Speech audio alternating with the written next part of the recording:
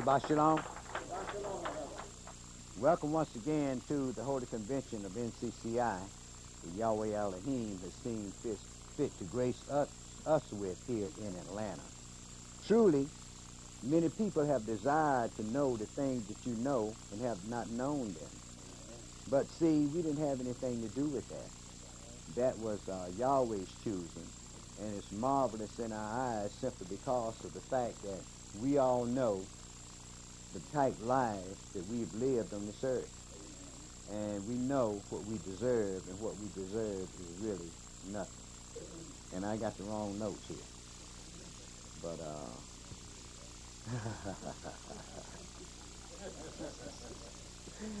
right.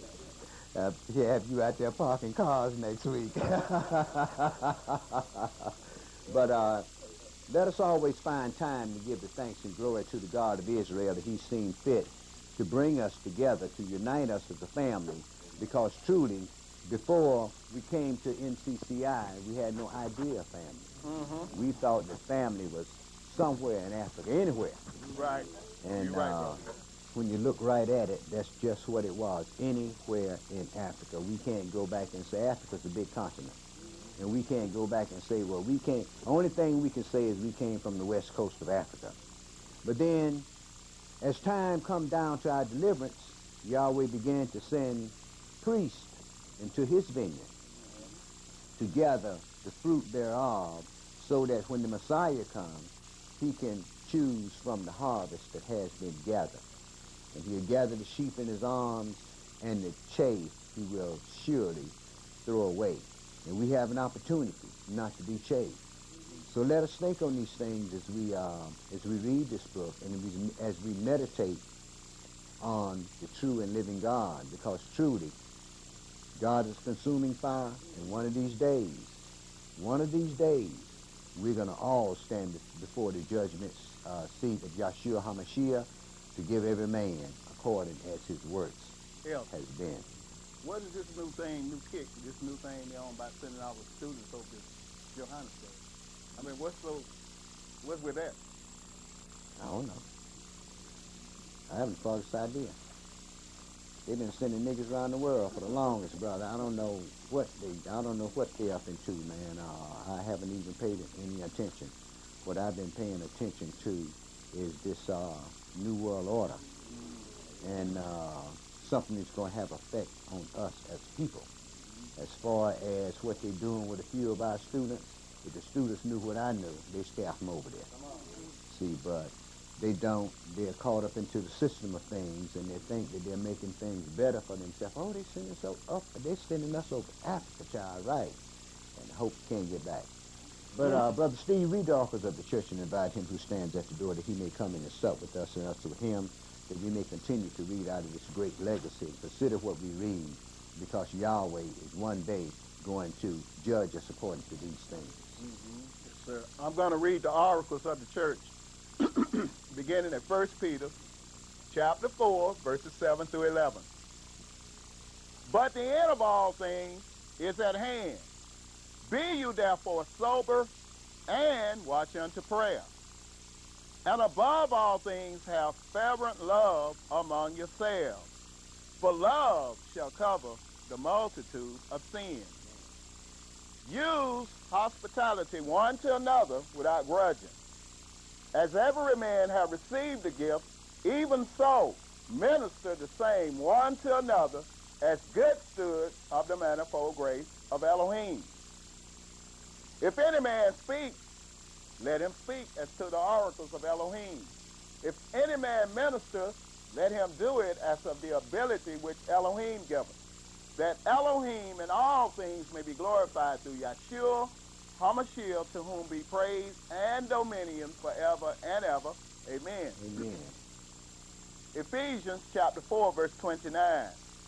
Let no corrupt communication proceed out of your mouth, but that which is good to the use of edifying, that it may minister grace unto the hearers. And grieve not the Holy Spirit of Elohim, whereby you are sealed unto the day of redemption. Let all bitterness and wrath and anger and clamor and evil speaking be put away from you with all malice. And be you kind one to another, tender-hearted, forgiving one another, even as Elohim, for the anointed one's sake, have forgiven you. Be you therefore followers of Elohim as dear children, and walk in love, as the anointed one also have loved us, and have given us an offering and a sacrifice to Elohim for a sweet-smelling savor. But fornication and all uncleanness, let it not be one's name among you as becometh saints. Neither filthiness, nor foolish talking, nor jesting, which are not convenient, but rather giving of thanks. Amen.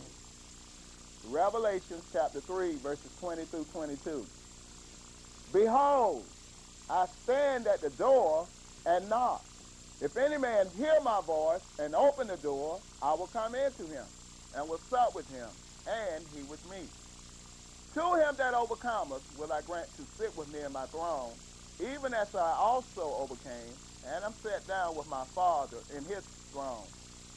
He that have an ear, let him hear what the Spirit says unto the church. Amen. He that has an ear, let him hear what the Spirit says to the church in Holy Convention. I'd like to start our class today in the book of Numbers, Numbers chapter 16, and pick that up at verse 1, my brother. Numbers chapter 16 and verse 1.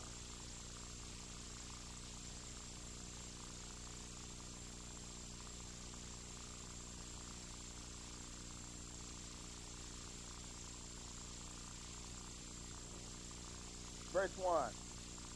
Now Korah, the son of Ishar, the son of Kohath, the son of Levi, and Dathan and Abiram, the sons of Eliab, and On, the son of Peleth, sons of Reuben, took men.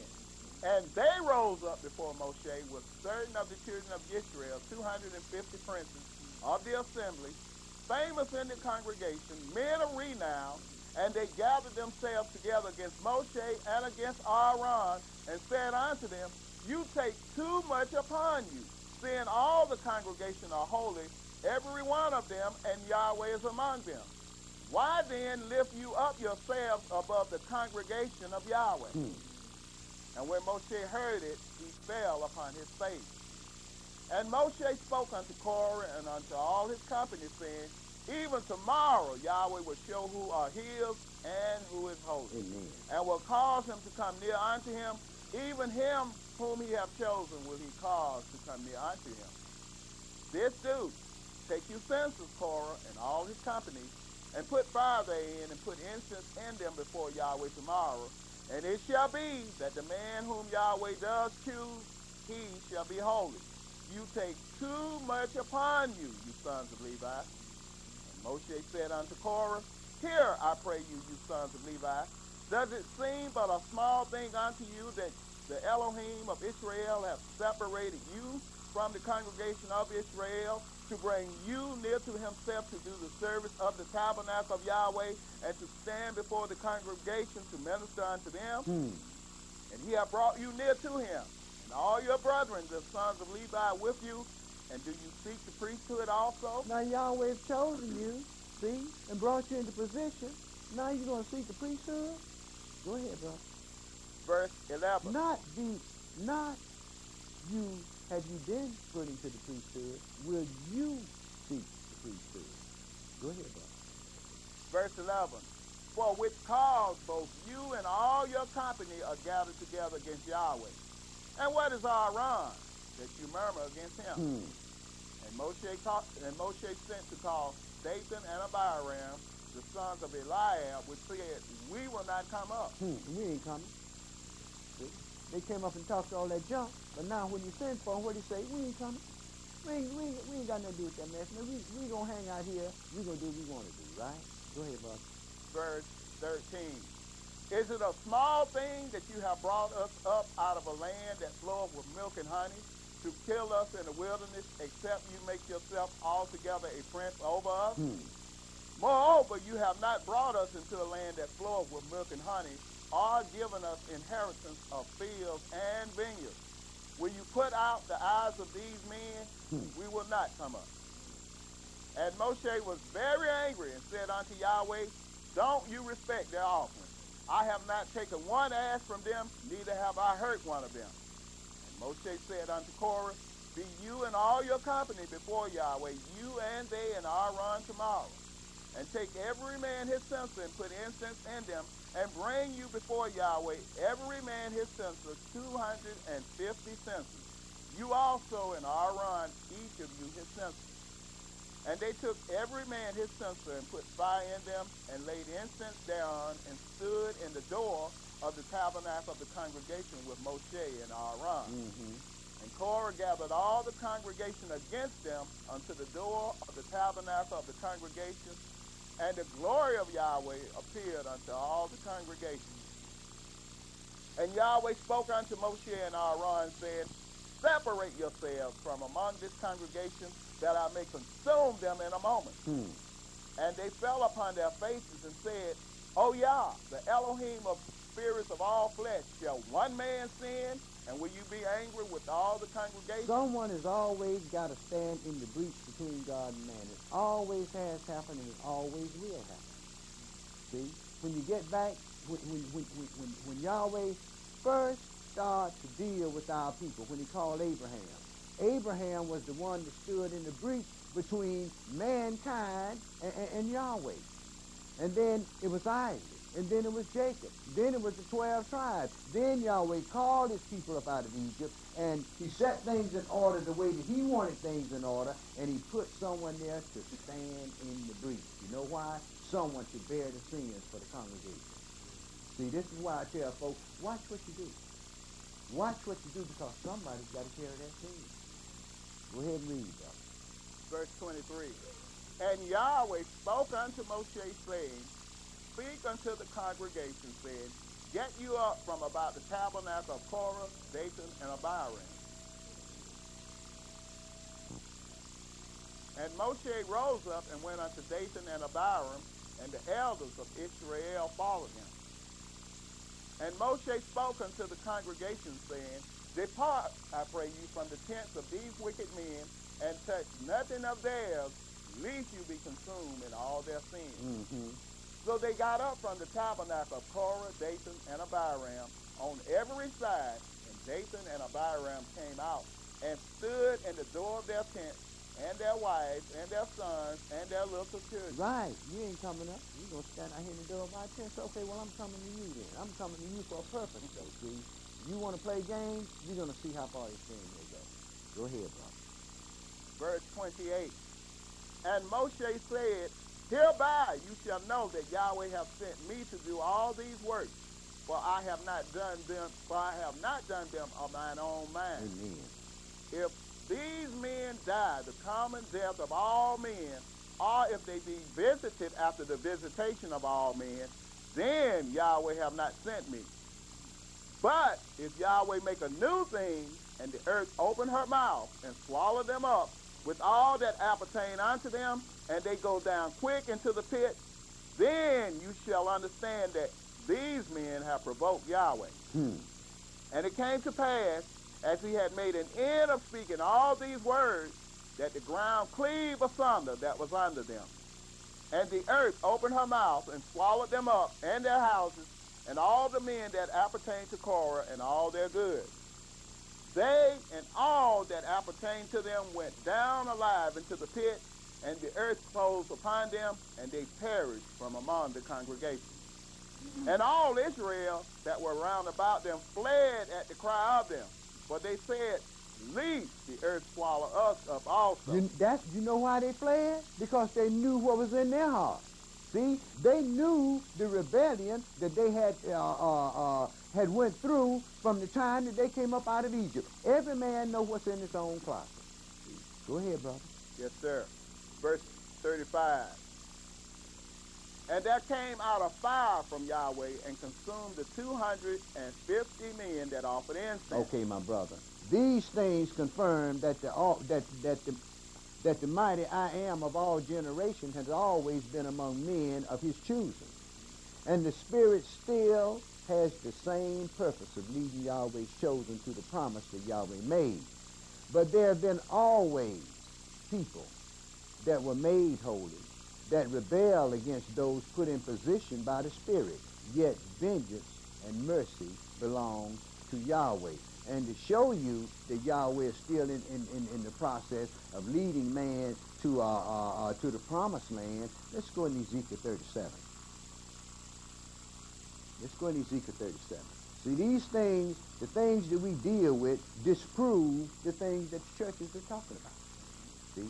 They talk that yin-yang, but they can't prove it. And the scripture says, prove all things. And we go to church and we listen to a couple of verses and somebody talk for 45 minutes and we go home satisfied. Not knowing. I heard young folks that has been going to church, and you know why they stopped going? So I ain't learning nothing.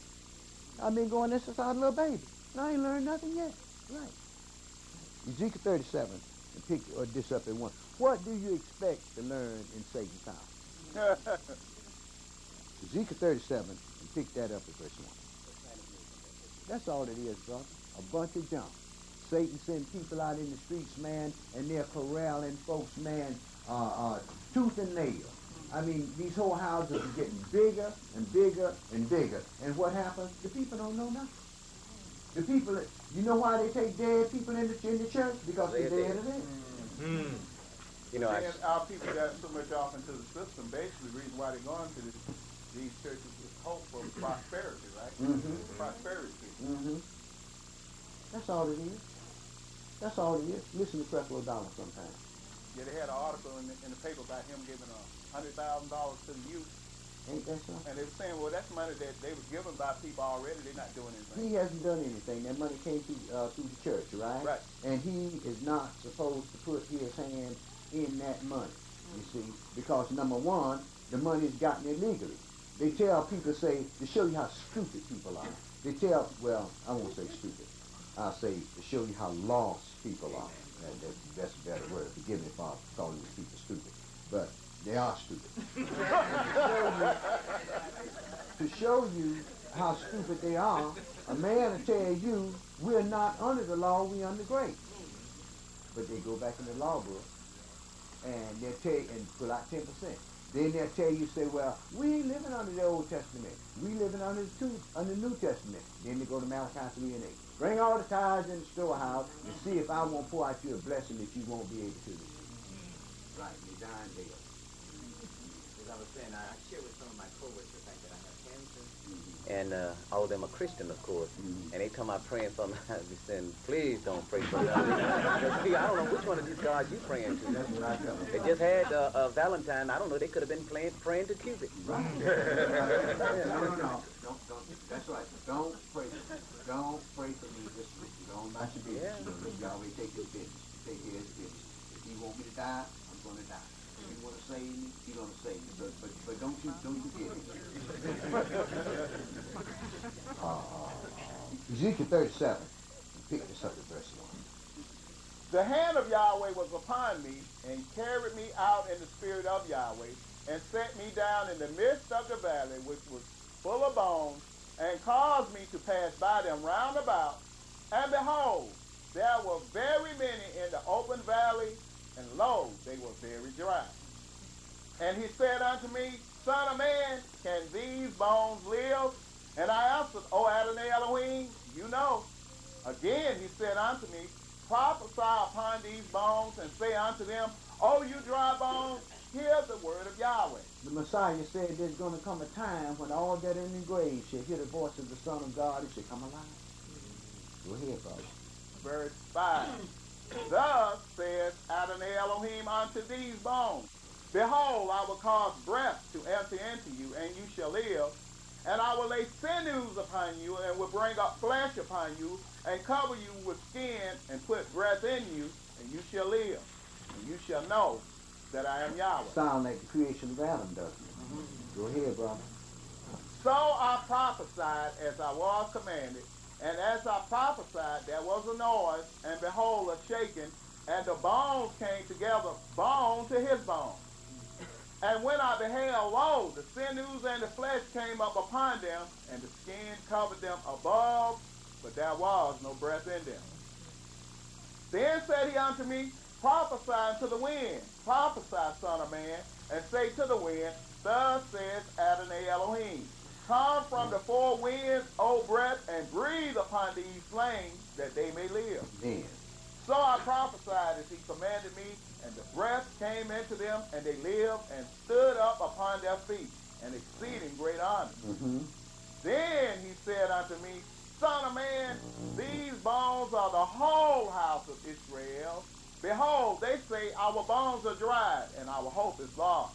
We are cut off for our part. Glory and honor to the Jew first, right? Go ahead, brother. Verse 12. Therefore prophesy and say unto them, Thus says Adonai Elohim, Behold, O my people. Not all the nation. Behold, O my people, right? He told our folks, said, you only have I known of all the families of the earth. We were raised up to teach the nations how to live because Yahweh just didn't deal with man. He had brought blood upon man, and Yahweh didn't deal with man. So what he did was he put emissaries between him and man. And the emissary was supposed to go and teach the nation how to live upon this earth. And what did we decide to do? The same doggone thing we do today. We follow Mike. See, we like what Charlie does. See, we like going buying candy, heart-shaped candy, those Valentines, big old Valentine cards this big, man. We love doing that, see. And what's that all about? That's all about Cupid. This little white baby is flying around with an arrow that's finding your woman to shoot an arrow into her heart so she'll fall in love with you. If that's what's going to happen, I don't want it. Go ahead and read, brother. Verse 12. Therefore prophesy and say unto them, Thus says Adonai Elohim, Behold, O my people, I will open your grave and cause you to come up out of your grave and bring you into the land of Israel. Now, that ain't what Christians say now. Christians say they're going to meet the Lord in the air, and they're going to forever be with the Lord. They're going off to Never Never Land, right? It says here, O my people, I'm going to open your grave and bring you back to the land of Israel. Amen. Go ahead, brother. Yes, sir. Verse 13. And you shall know that I am Yahweh when I have opened your grave, O my people, and brought you up out of your grave, and shall put my spirit in you, and you shall live, and I shall place you in your own land. Then shall you know that I, Yahweh, have spoken it and performed it, says Yahweh. Once he put that spirit in you, once he raised you up and put that spirit in you, you have eternal life. Ain't no doubt about it. See, the Messiah, when he was resurrected from the dead, he returned to his apostles. He said, touch me, feel me, it's I myself. Spirits do not have flesh and bone as you see me have, right? Man, these Christians say they're going to be spirits. Don't you? Okay. But then they're going to be more than the Messiah was, aren't they? Yeah, right. Go ahead and read. Yes, sir. Ezekiel chapter 37, verse 15. The word of Yahweh came again unto me, saying, Moreover, thou son of man, take thee one stick and write upon it for Yehudah and for the children of Israel his companions. Then take another stick and write upon it for yourself the stick of Ephraim, and for all the house of Israel his companions, and join them one to another into one stick, and they shall become one in your hand. And when the children of your people shall speak unto you, saying, Will you not show us what you mean by these? Say unto them, Thus saith Adonai Elohim, Behold, I will take a stick of yourself, which is in the hand of Ephraim, and the tribes of Israel his fellows, and will put them with him, even with the stick of Yehudah, and make them one stick, and they shall be one in mine hand. And the sticks whereon you write shall be in your hand before their eyes. And say unto them, Thus saith Adonai Elohim, Behold, I will take the children of Israel from among the heathen, whither they be gone, and will gather them on every side, and bring them into their own land. If he doesn't, we're going to be extinct as a dodo bird. Because we see what these Euro Gentiles and the rest of the nations are planning against us. They planning mass genocide, and there's nothing we can do about it. Go ahead and read, brother. Yes, sir, verse 22. And I will make them one nation in the land upon the mountains of Israel, and one king shall be king to them all, and they shall be no more two nations, neither shall they be divided into two kingdoms any more at all. Neither shall they defile themselves any more with their idols, nor with their detestable things, nor with any of their transgressions. But I will save them out of all their dwelling places wherein they have sinned, and will cleanse them. So shall they be my people, and I will be their Elohim. And Dawid, my servant, shall be king over them, and they all shall have one shepherd. They shall also walk in my judgments, and observe my statutes, and do them.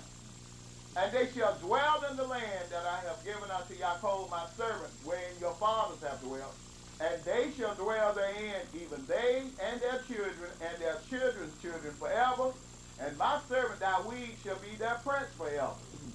Moreover, I will make a covenant of peace with them. I'll make a covenant of peace with them, right? People telling me, say the Jews has returned to Israel. Well, where's the peace? Huh? Go ahead, bro. It shall be an everlasting covenant with them, and I will place them and multiply them, and will set my sanctuary in the midst of them forevermore. My tabernacle also shall be with them. Yes, I will be their God, and they shall be my people. And the heathen shall know that I, Yahweh, do sanctify Israel, when my sanctuary shall be in the midst of them forevermore. Okay, my brother, I don't want to go no further than that. The purpose of Yahweh is still the same. To bring his chosen people to his holy land and set up a righteous government of his people, that righteousness might be the stability of all time. And let's go back in the book of Revelations and let's pick up that coming of the Lord. And we're going to see what's going to take place. Now, we already read what Yahweh said he was going to do, right? Okay, let's go to the book of Revelation and pick that up. It's Revelations chapter 18. And I want to pick this up at Revelations 18, and tell you what, let's go to Revelations 19 and pick this up at verse 11. Now remember last week we read that, a week before last, we read that when the sixth seal was opened, we knew that Satan was thrown out of heaven, and that's when the great tribulation took place. But heaven opened, didn't it? Didn't it? Okay. Now pick this up in Revelations 11 and verse 1. And the kings of the earth and all the wise men and the rich men and everybody said, hide us, said to the mountains and the rocks, fall on us and hide us from the face of him that sat upon the horse and from the wrath of the Lamb, because the great day of his wrath is come, and who shall be able to stand, right? We hadn't even went into the first trumpet yet. 7 trumpets and 7 vials has to be poured out before the Messiah return. So this is when Satan is thrown out of heaven and makes himself manifest, and once he makes himself manifest, brother, all the folks that's part of that one world governmental system is going to grab on to him as the Messiah. Go ahead and read, brother. 19 and 11. 19 and 11. Oh, okay. And I saw heaven open, and behold, a white horse. And he that sat upon him was called Faithful and True, and in righteousness he doth judge and make war. His eyes were as a flame of fire, and on his head were many crowns, and he had a name written that no man knew but he himself. Amen. And he was clothed with a vesture dipped in blood, and his name is called the Word of Elohim. And the armies which were in heaven followed him upon white horses, clothed in fine linen, white and clean. And out of his mouth goeth a sharp sword, that with it he should smite the nations, and he shall rule them with a rod of iron. And he treadeth the winepress of the fierceness and wrath of Almighty Elohim. And he had on his vesture and on his thigh a name written, King of Kings, and Adonai of Adonai. And I saw an angel standing in the sun, and he cried with a loud voice, saying to all the fowls that fly in the midst of heaven, come and gather yourselves together unto the supper of the great Elohim, that you may eat the flesh of kings, and the flesh of captains, and the flesh of mighty men, and the flesh of horses, and of them that sit on them, and the flesh of all men, both free and bond, both small and great. And I saw the beast, and the kings of the earth, and their armies, gathered together to make war against him that sat on the horse, and against his army. And the beast was taken, and with him the false prophet that wrought miracles before him, with which he deceived them that had received the mark of the beast, and them that worship his image. These both were cast alive into a lake of fire burning with brimstone. 2 people was cast in a lake of fire that's going to be created in the Negev, that's right below Judah's land, which was Esau's land, because Esau doesn't need no land, see. He's lived deliciously. He's taken your place. He's going into captivity under us, according to the scripture, and eventually his whole seed is going to be destroyed. Go ahead, brother. Verse 21. And the remnant was slain with the sword of him that sat upon the horse, which sword proceeded out of his mouth, and all the fowls were filled with their flesh. So the 2 people was thrown into the lake of fire, right? This last beast, this last king of the whole earth, and this false prophet, right? They were thrown into the lake of fire, right? But the remnant, everybody else that followed them, was killed with the sword of him that was upon the horse at the valley of Megiddo, right? At the valley of Armageddon, right? So they died. Wasn't no dying and raising them right back up. They died, and they won't be raised up until after the 1,000-year reign of Christ. You finished that, right, brother? Yes, sir. Okay. Now let's go. Go ahead and read. Revelation chapter 20, verse 1. And I saw an angel come down from heaven, having the key of the bottomless pit and a great chain in his hand. And he laid hold on the dragon, that old serpent, which is the devil and Satan, and bound him 1,000 years, and cast him into the bottomless pit, and shut him up, and set a seal upon him, that he should deceive the nations no more, till the 1,000 years should be fulfilled. And after that, he must be loosed a little season. So the angel came down, a mighty angel, right? Came down and bound up Satan and threw him in that pit, that tunnel they built from England to France, right? And set a seal upon him that he shouldn't deceive the nation during the reign of the Messiah, right? Go ahead, brother. Yes, sir. Verse 4. And I saw thrones, and they sat upon them, and judgment was given unto them. And I saw the souls of them that were beheaded for the witness of Yahshua, and for the word of Elohim, and which had not worshipped the beast, neither his image, neither had received his mark upon their foreheads or in their hands, and they live and reign with the anointed one 1,000 years. But the rest of the dead live not again until the 1,000 years were finished. This is the first resurrection. Praise God. Blessed and holy is he that have part in the first resurrection. On such the second death have no power, but they shall be priests of Elohim and of the anointed one, and shall reign with him 1,000 years. Okay, my brother. Now let's go into Isaiah chapter 24 and pick that up at verse 1. Let's see what brought all these things, some of these things about. Isaiah chapter 24 and verse 1.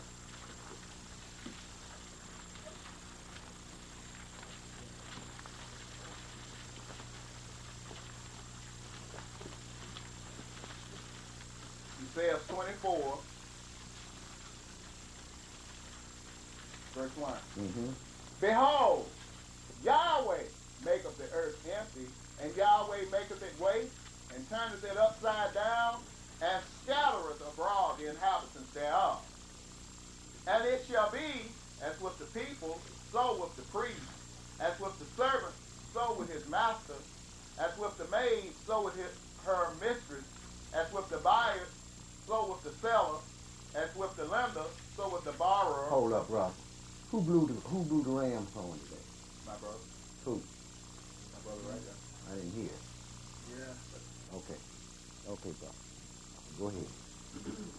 Yes, sir. Verse 2. And it shall be, as with the people, so with the priest, as with the servant, so with his master, as with the maid, so with her mistress, as with the buyer, so with the seller, as with the lender, so with the borrower, as with the taker of interest, so with the giver of interest to him. So this thing is going to affect everybody, right? Go ahead, bro. Yes, sir. The land shall be utterly emptied and utterly spoiled, for Yahweh hath spoken this word. The earth mourneth and fadeth away, the world languishes and fadeth away. The haughty people of the earth do languish. The earth also is defiled under the inhabitants thereof, Because they have transgressed the laws. Man keep his own law. Right. Right?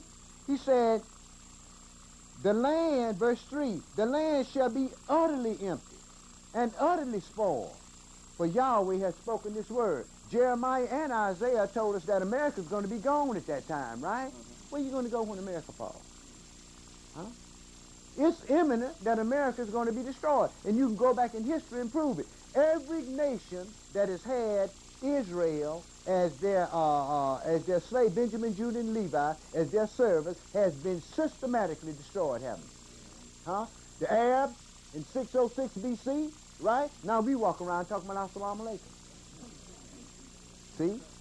Then we had the Medes and the Persians that came up, right? Then the Greeks came up, right? Then the Romans came up, right? And all of these nations has done what? Put their hands on God's people. And Yahweh is going to destroy them, and he has showed us that in the past. When we came up out of Egypt, the Egyptians were destroyed. Then the Assyrians raised up their head, and they were destroyed. I'm talking stuff that's in your history book. Right? Okay, go ahead and read, bro. Wait. It's got Greek letters. I know it, bro.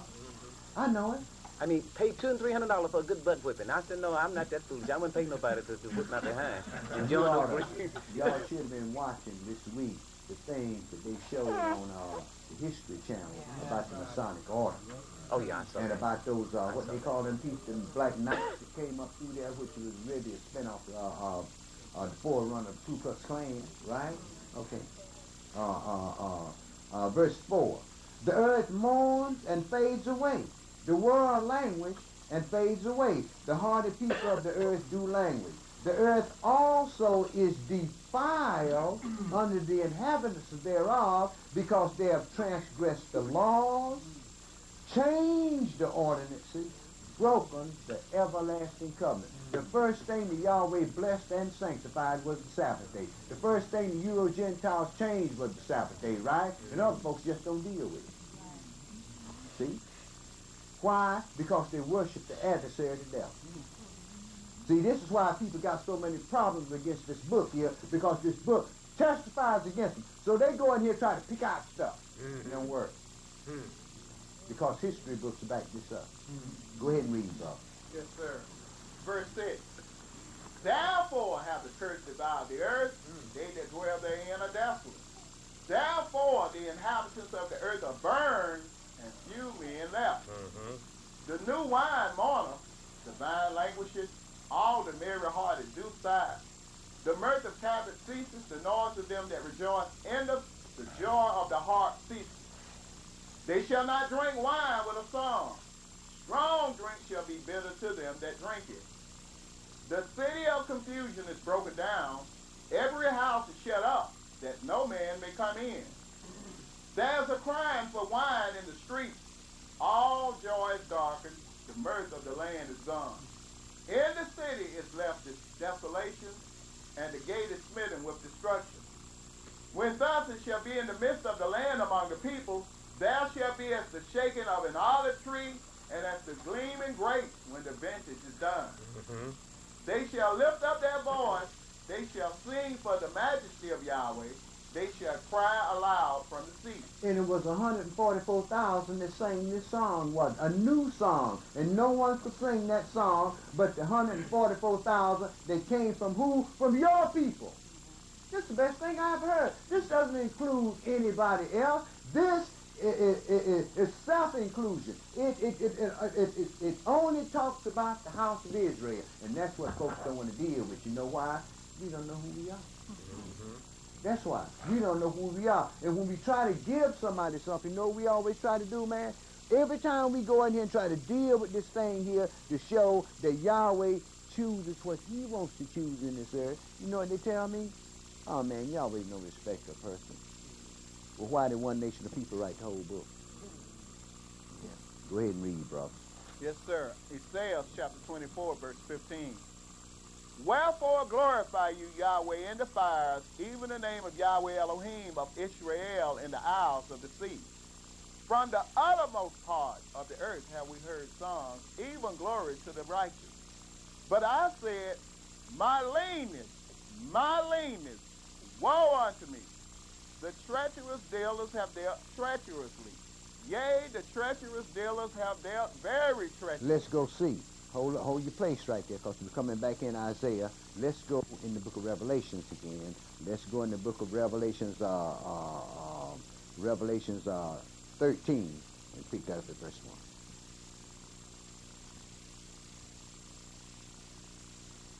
1. Revelation chapter 13 and verse 1.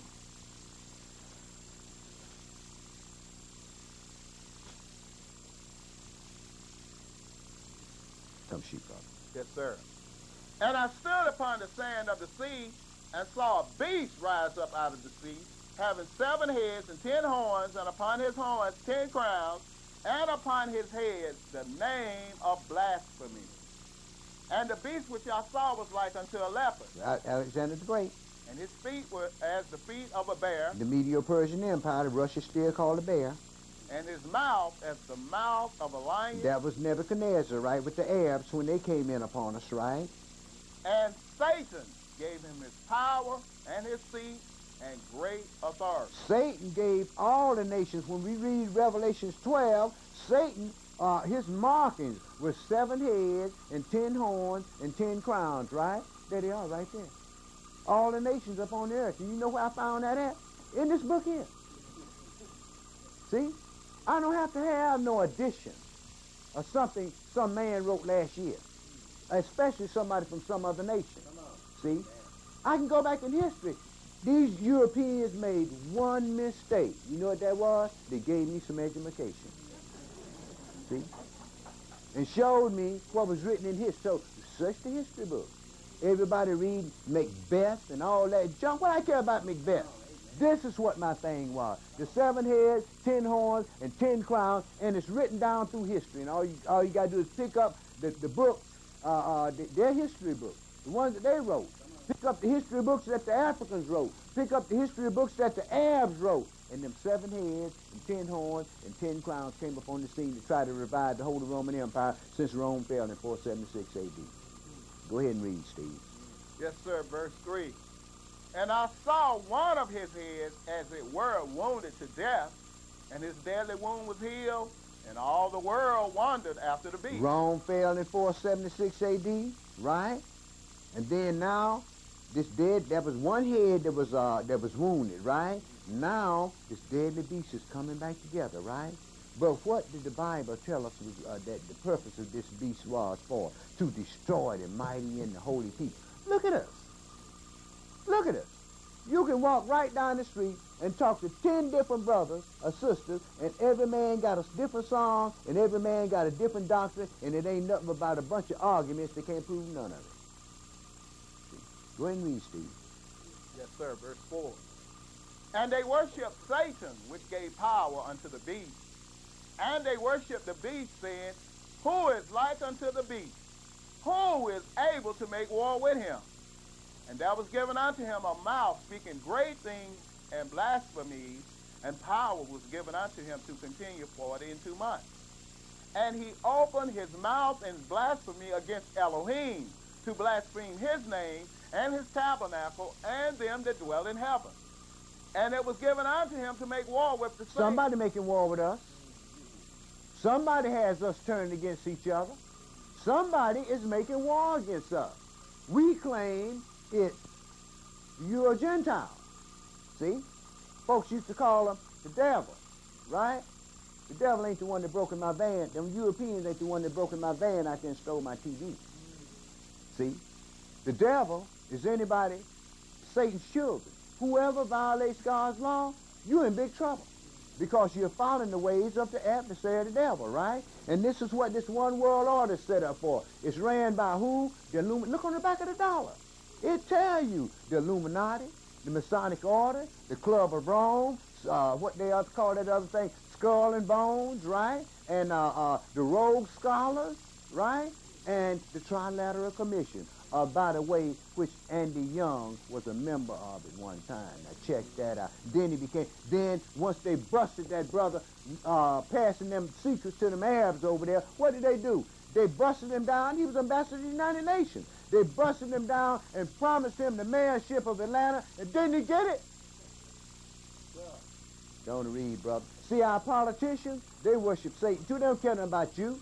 The only time you see these niggas is when time come to vote.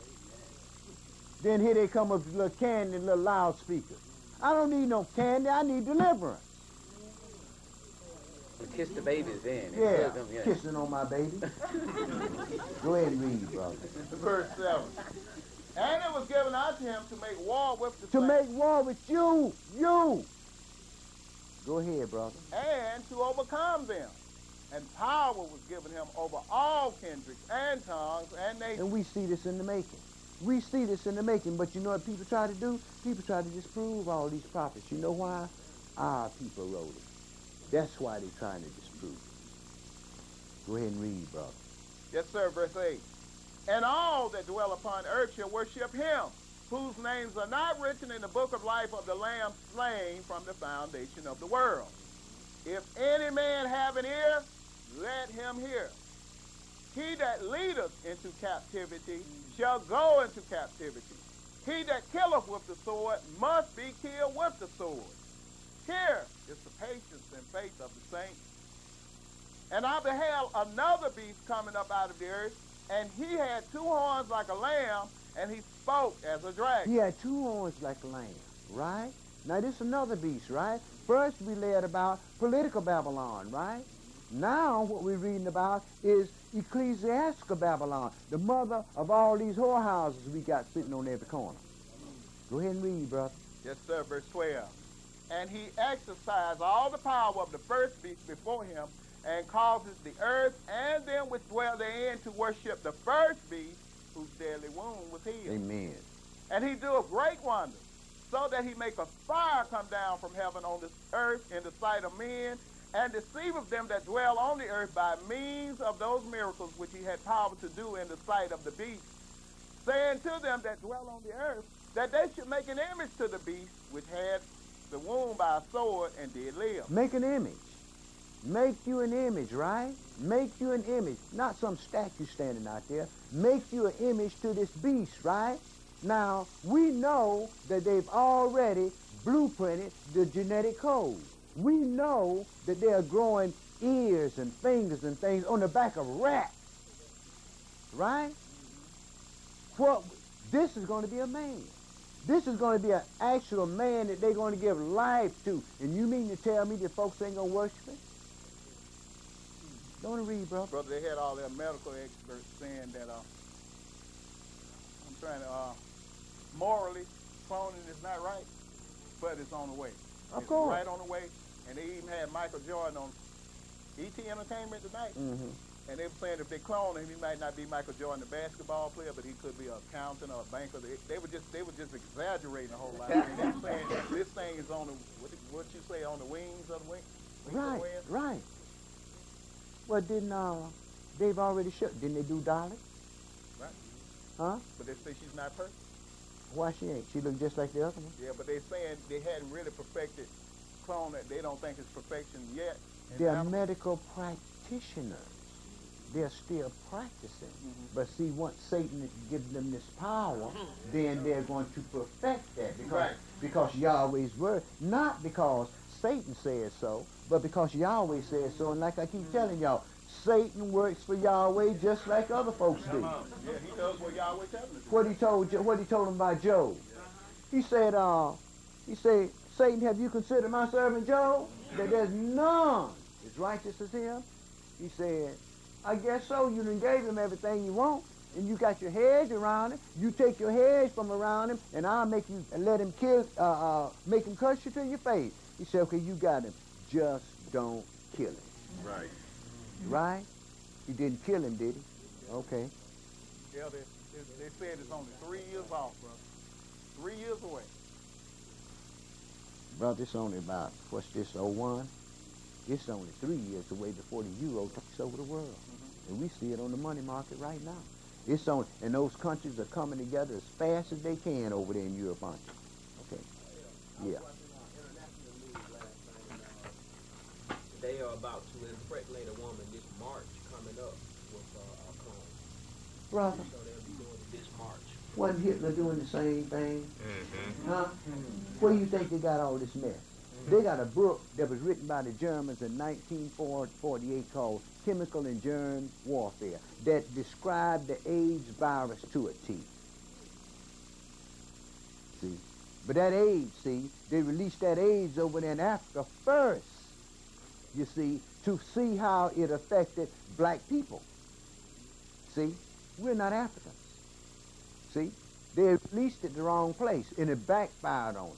That's what it's just like that birth control. That birth control backfired simply because them white girls found out that estrogen was making them women fill out, Jack. See? And it backfired on them. All of the things that they come up with, that they put on us, it backfires on them because their people go and grab onto it. And no marvel. Yahweh is still sitting on the throne, and his prophecies are still being fulfilled. Just like he told Abraham, know of a surety that your seed will be a stranger in a land that is not theirs and will serve them, Genesis 15:13, and will serve them and be afflicted for 400 years. The 400 years is coming to an end, right? Haven't we been in servitude and been afflicted ever since we've been in this country? Okay. Know where I find that at? In here.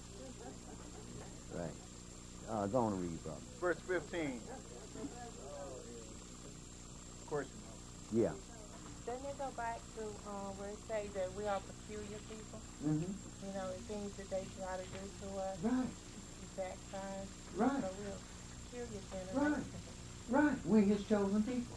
Mm-hmm. See, he's going to let many of us get slaughtered off. You know why? We ain't serving. We serving the gods of the nation. Did we just read he killed 250 people? Huh? And it's going to be about 14, 15,000 as soon as we... Y'all was killing off niggas out there like mad. You know why? They wouldn't do what he said do. And I mean, this historical thing about that Egyptian thing, I mean, it was written in all the books. Everybody knew about that. The Moabites wrote about it after we fought the Moabites. The Amorites, everybody wrote about it. See? But you know what we go looking for? Something some cracker wrote last week. Yeah. Go on to read, brother. Verse 15. And he had power to give life unto the image of the beast. Listen now. He had power to give life unto the image of the beast, that the image of the beast should both speak and cause that as many as would not worship the image of the beast should be killed. If you don't worship him as God, you're going to die. Now, ask yourself a question. If you see one of them Gentiles or one of them Arabs or somebody come up to you and kill this, say, you going to bow down to that beast there? You say, no, I ain't going to bow down. Say, pow. And just go right down the line. By the time you get to you, what you think you're going to do? If you ain't ready to give it up, you might as well get out of here. If you ain't ready to give it up, you might as well get out of here. You have to understand one thing. Death is the beginning of new life. See? And if you aren't ready to make a covenant with your Creator, you're in the wrong house, sitting in the wrong seat. Because Yahweh is going to require it of you. I mean, he told us all about the fear for sights and everything that's going to be coming up on us, right? He said thousands are going to fall on one side and 10,000 on the other side. But it won't come near you. Only with your eyes shall you see the reward of the wicked. No weapon formed against you is going to prosper. Why do you think the government has us classified as terrorists? Huh? Because we know the truth. Yeah. Yahweh's always had his servants that knew the truth. And guess who the truth came from?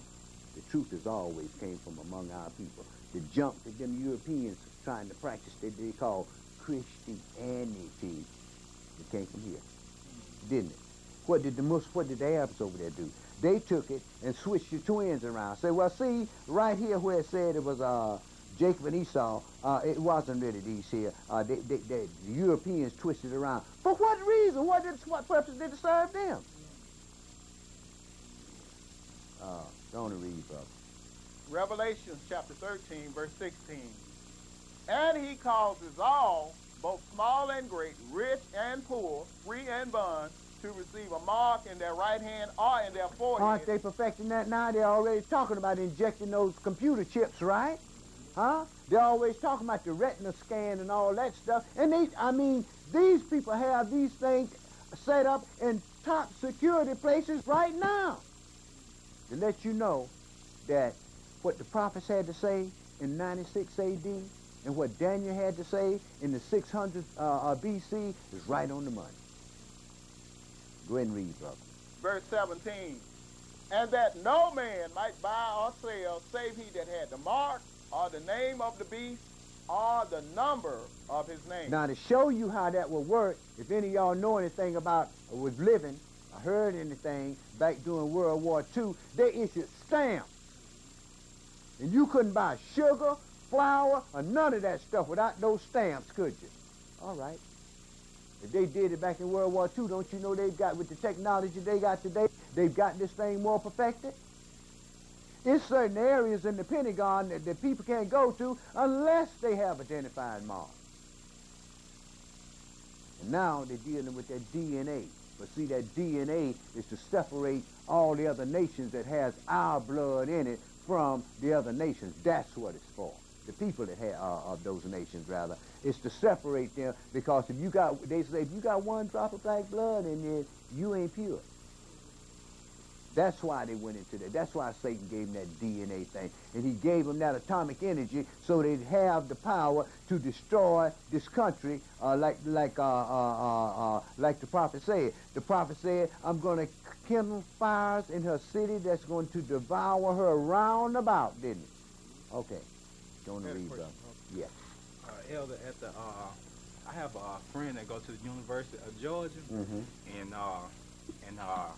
at their dorms, right, to get in, they have to go there and scan the card, and after they scan it, it's a thing, it's like a little bit of thing where they have to put their fingers in and scan that too, and it's kind of like a face, you know, profile come up with, you know, the dorm, you know, to get in there, and nobody else could get in without scanning it and using your what's called your handprint to get inside there. Brother, Satan is giving these people the technology they need. You know why? To exclude us from everything. That's all it's about. See, we're not members of the club. And our people are going to find that these people that's going to these Christian churches and all these other churches, they're going to find that they ain't members of the club either, because we just read, he's going to call all, small and great, rich and poor, free and bond, to receive a name whose names are not written in the Lamb's book of life, slain from the foundation of the earth, to receive a name, number, and mark, right? You already got a Social Security number. What do you think Andy Young got busted for? Passing off Social Security numbers so they can put them in Univac in Rome. I mean in Brussels, rather. And then they went and built that other computer at Luxembourg, didn't they? One received the other information and sorted it, and the other one stored it up, man. Why are the numbers from here? Go on and read, man. Last verse, 18. Here is wisdom. Let him that have understanding count the number of the beast, for it is the number of a man. His number is 666. You've had 6 beasts.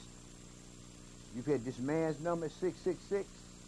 The Roman Catholic Church sits on this, Rome, the beast, this whore, sits on the 7 hills of Rome.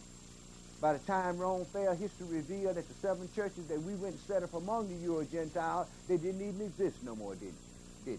So she set up on those 2, didn't she? Okay, let's go back in the book of Isaiah. Isaiah chapter 24 and verse 17. If you want to follow that up, go into Revelation 17 and read Revelation 17, and then from there go to Ezekiel 38 and 39 and read about the war of Armageddon. Go ahead and read, brother. Isaiah chapter 24, verse 17. Fear and the pit and the snare are upon you, O inhabitant of the earth. And it shall come to pass that he who fleeth from the north of the field shall fall into the pit. And he that cometh up out of the midst of the pit shall be taken in the snare. For the windows from on high are open, and the foundations of the earth do shake. The earth is utterly broken down. The earth is clean dissolved. The earth is moved exceedingly. The earth shall reel to and fro like a drunkard, and shall be removed like a cartridge, and the transgression thereof shall be heavy upon it, and it shall fall and not rise again. And it shall come to pass in that day that Yahweh shall punish the hosts of the high ones that are on high, and the kings of the earth upon the earth. All those angels that sinned, that's, remember 4 angels that was bound in the great river Euphrates, right? All those angels that is sinned, he's going to punish those, right? And then the people that are upon the earth, he's going to punish them too, right? The kings of the earth, right? Go ahead and read, brother. Yes, sir, verse 22. And they shall be gathered together as prisoners are gathered in the pit, and shall be shut up in the prison, and after many days shall they be visited. We're going to see what that fair-head Euro Gentile George Bush is going to do then. He on there huffing and puffing about what they're doing over there in Iraq, right? In the no-fly zone, right? And they know that they were the ones that cut off Kuwait from Iraq during World War II, the British in America. They knew that. And Saddam Hussein just wanted his land back because they sent the Southeastern Drilling Company from Texas and drilled slant wells from Kuwait into Iraq and started flooding the earth with that cheap oil. On one condition. They had to spend 25% of their revenue on treasury bonds. Treasury notes, rather. And we don't have any treasury notes in it. That's the money. This junk we got now is nothing. It was treasury notes. It said, pay to the bearer on demand $5 in silver.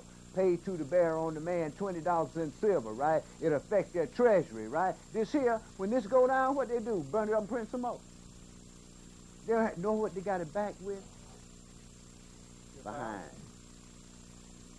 That's what they got it back with. Power. If you don't take this dollar, we're going to come over there and we're going to tear you up, and your money better not get too close to ours either. Check that out. Go on to read, brother. Last verse 23. Then the moon shall be confounded, and the sun ashamed, when Yahweh of hosts shall reign in Mount Sion and in Jerusalem, and before his ancients glorious. Verse 3. Therefore shall the strong people glorify you. The city of the terrible nations shall fear you.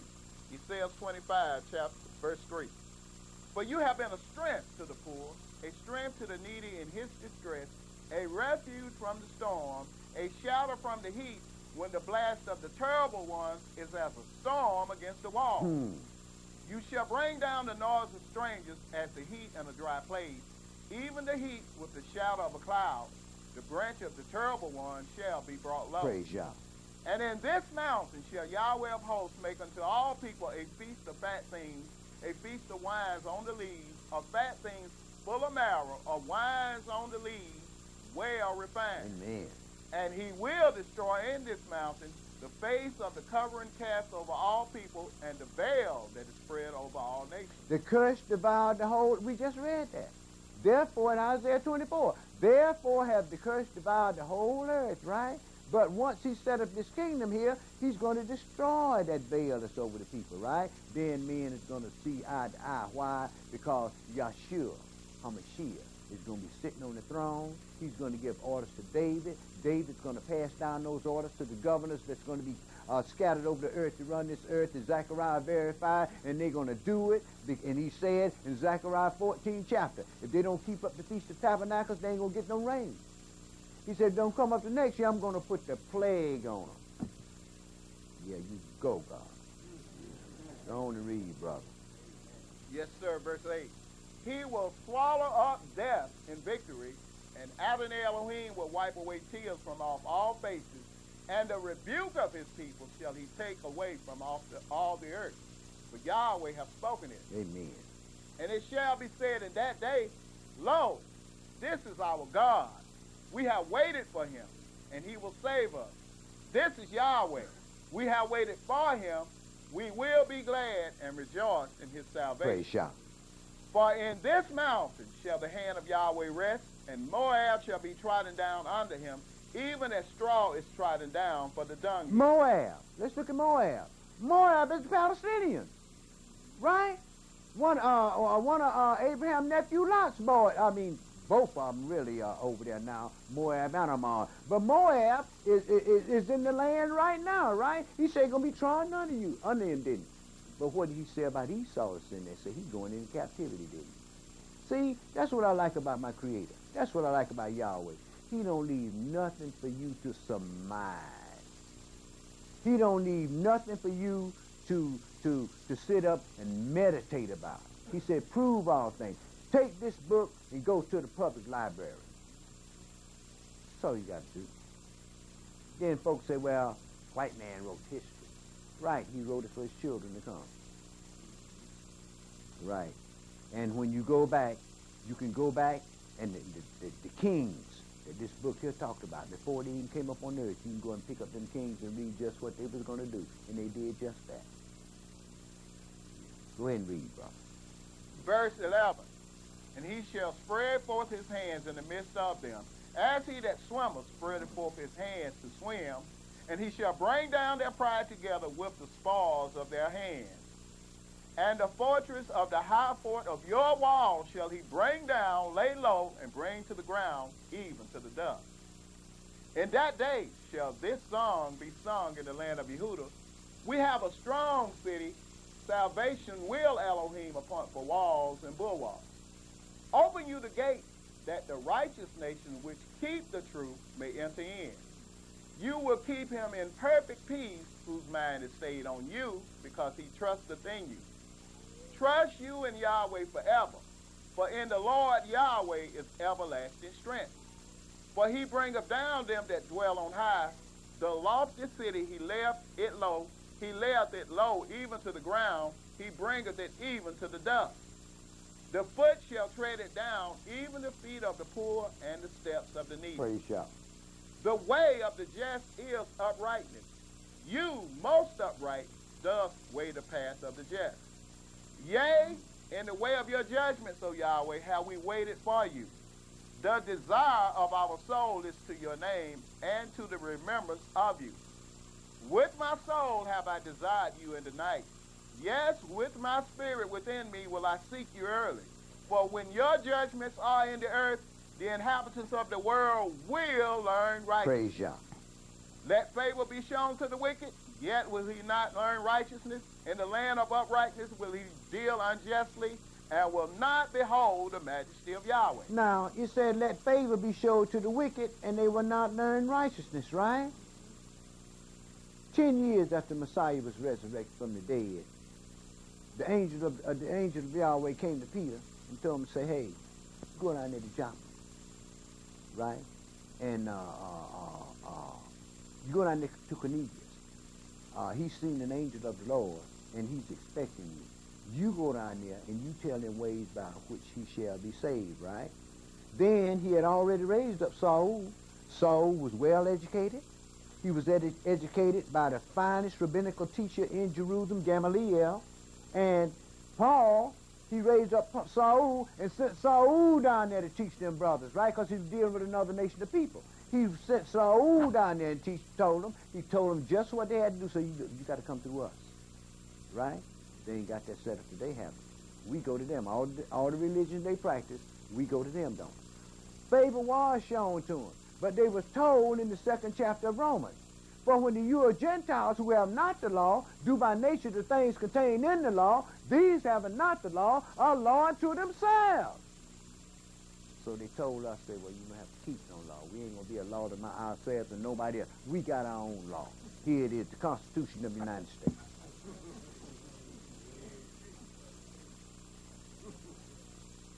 And they got the judicial system so snarl. All over the world it's like that. Judicial systems are breaking down. You know why? They get lawyers. They go in and find loopholes in it. Ain't no loopholes in God's law. None. He gave you laws, statutes, and judgments that would govern anything that would come up in your life. It didn't have no lawyer to sit down and try to dig it out, did it? Go ahead and read, brother. Verse 11. Yahweh, when your hand is lifted up, they will not see, but they shall see and be ashamed for their envy at the people. You see what it said? Yahweh, when your hand is lifted up, the nations ain't going to see it because they're not going to be expecting it, right? But they shall see, right?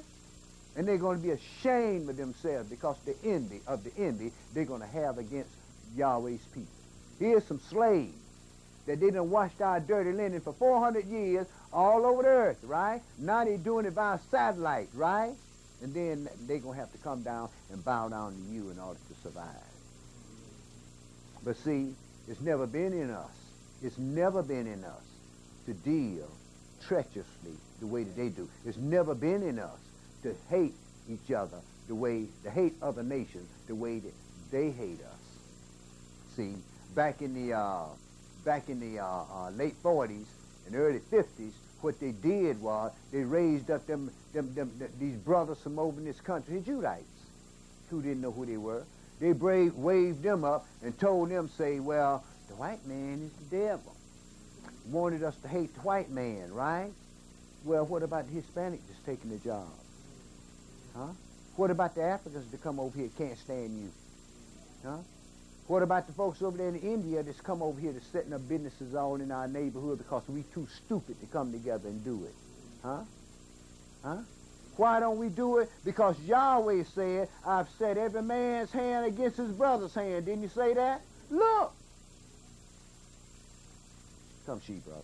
Yes, sir. Last part, 11. Yes, the fire of your enemies shall devour them. Verse 12. Yahweh, you will ordain peace for us, for you also have wrought all our works in us. Hallelujah. O Yahweh, our Elohim, other lords beside you have had dominion over us, but by you only will we make mention of your name. Praise Yah. They are dead, they shall not live. They are deceased, they shall not rise. Therefore have you visited and destroyed them and made all their memory to perish. You have increased the nation, O Yahweh. You have increased the nation. You are glorified. You have removed it far unto all the ends of the earth. Yahweh, in trouble have they visited you. They poured out a prayer when your chastening was upon you. Right. Now they want to pray from the heart. The other time they stand them just say a whole lot of words because everybody look, oh man, it sounds so good, right? But what is, does it come from the heart or does it come from the lips? Read, brother. Like Scripture said, they love the chief seats. Like to be walked down the street and be called Reverend. There's Reverend so-and-so. Go to all these conferences and everything, right? Right. Right. And Reverend John over there. Right. Got all these folks money. And got Brother Willie's wife stuck up in the hotel where they having the conference at. We know it. We know what goes on at those conferences. And guess what? The church members pay for all of that fornication and adultery and all that other junk. What's that? Oh. I guess we're going to dance, huh? Disco ball, Jack. Yeah, okay. Go on and read, brother. Verse, Ezekiel chapter 26, verse 17. Like as a woman with child that draws near the time of her delivery is in pain and cries out in her pain, so have we been in your sight, O Yahweh. Mm-hmm. We have been with child. We have been in pain. We have, as it were, brought forth wind. We have not wrought any deliverance in the earth, neither have the inhabitants of the world fallen. This is why Yahweh's teacher is training you now to bring about deliverance in the earth. That's what it's for. When we leave here and get into the wilderness, man, we're talking about maybe 40, 50 million people being in the wilderness. There's got to be somebody to tell the people what the deal is. Because we know what the prophet said. In all the land, 2 parts is going to be cut off and die. See? In other words, I'm going to kill 2/3 of y'all. But the 3rd part, I'm going to bring through the fire. And I'm going to refine you as silver is refined, but I'm going to try you as gold is being tried. And I'm going to rule over you with my fury poured out. That's what it's going to take. You know why? We are peculiar people. We are stiff-necked. We are hard-hearted, right? We don't want to know the truth. No, we want to know what makes us feel good. What makes us think we know something. Yeah, that's what got us over here slaves. Going to read, brother. Yes, sir. Verse 19. Your dead men shall live, together with my dead body shall they arise.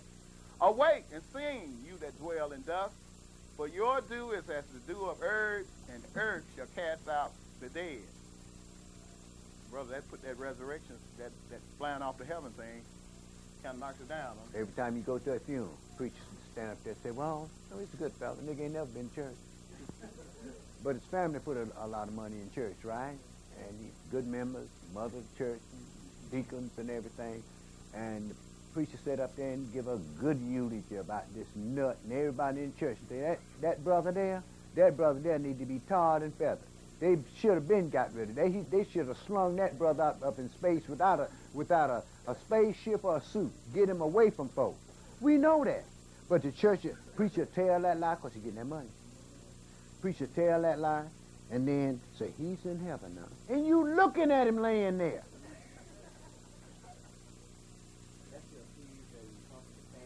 I know what it's I all baptize him and I baptize them and all that. It's pomp and circumstance. Oh, yeah. It's show. That's what it's all about. Then they have them long, drawn-out funerals and everything. Go first to have a wake. Scripture tell us, don't eat no food to sacrifice to the dead, right? So they have a wake. Everybody sit down and eat the food to sacrifice to the dead. Then we all go to the graveyard, right? Everybody be walking by, putting a hand on the casket. Everybody touch the casket is unclean, right? Right? Right. Need some more food. Right. They're making yourself unclean by persons that you never even knew walking on the grave. Of course. Of course.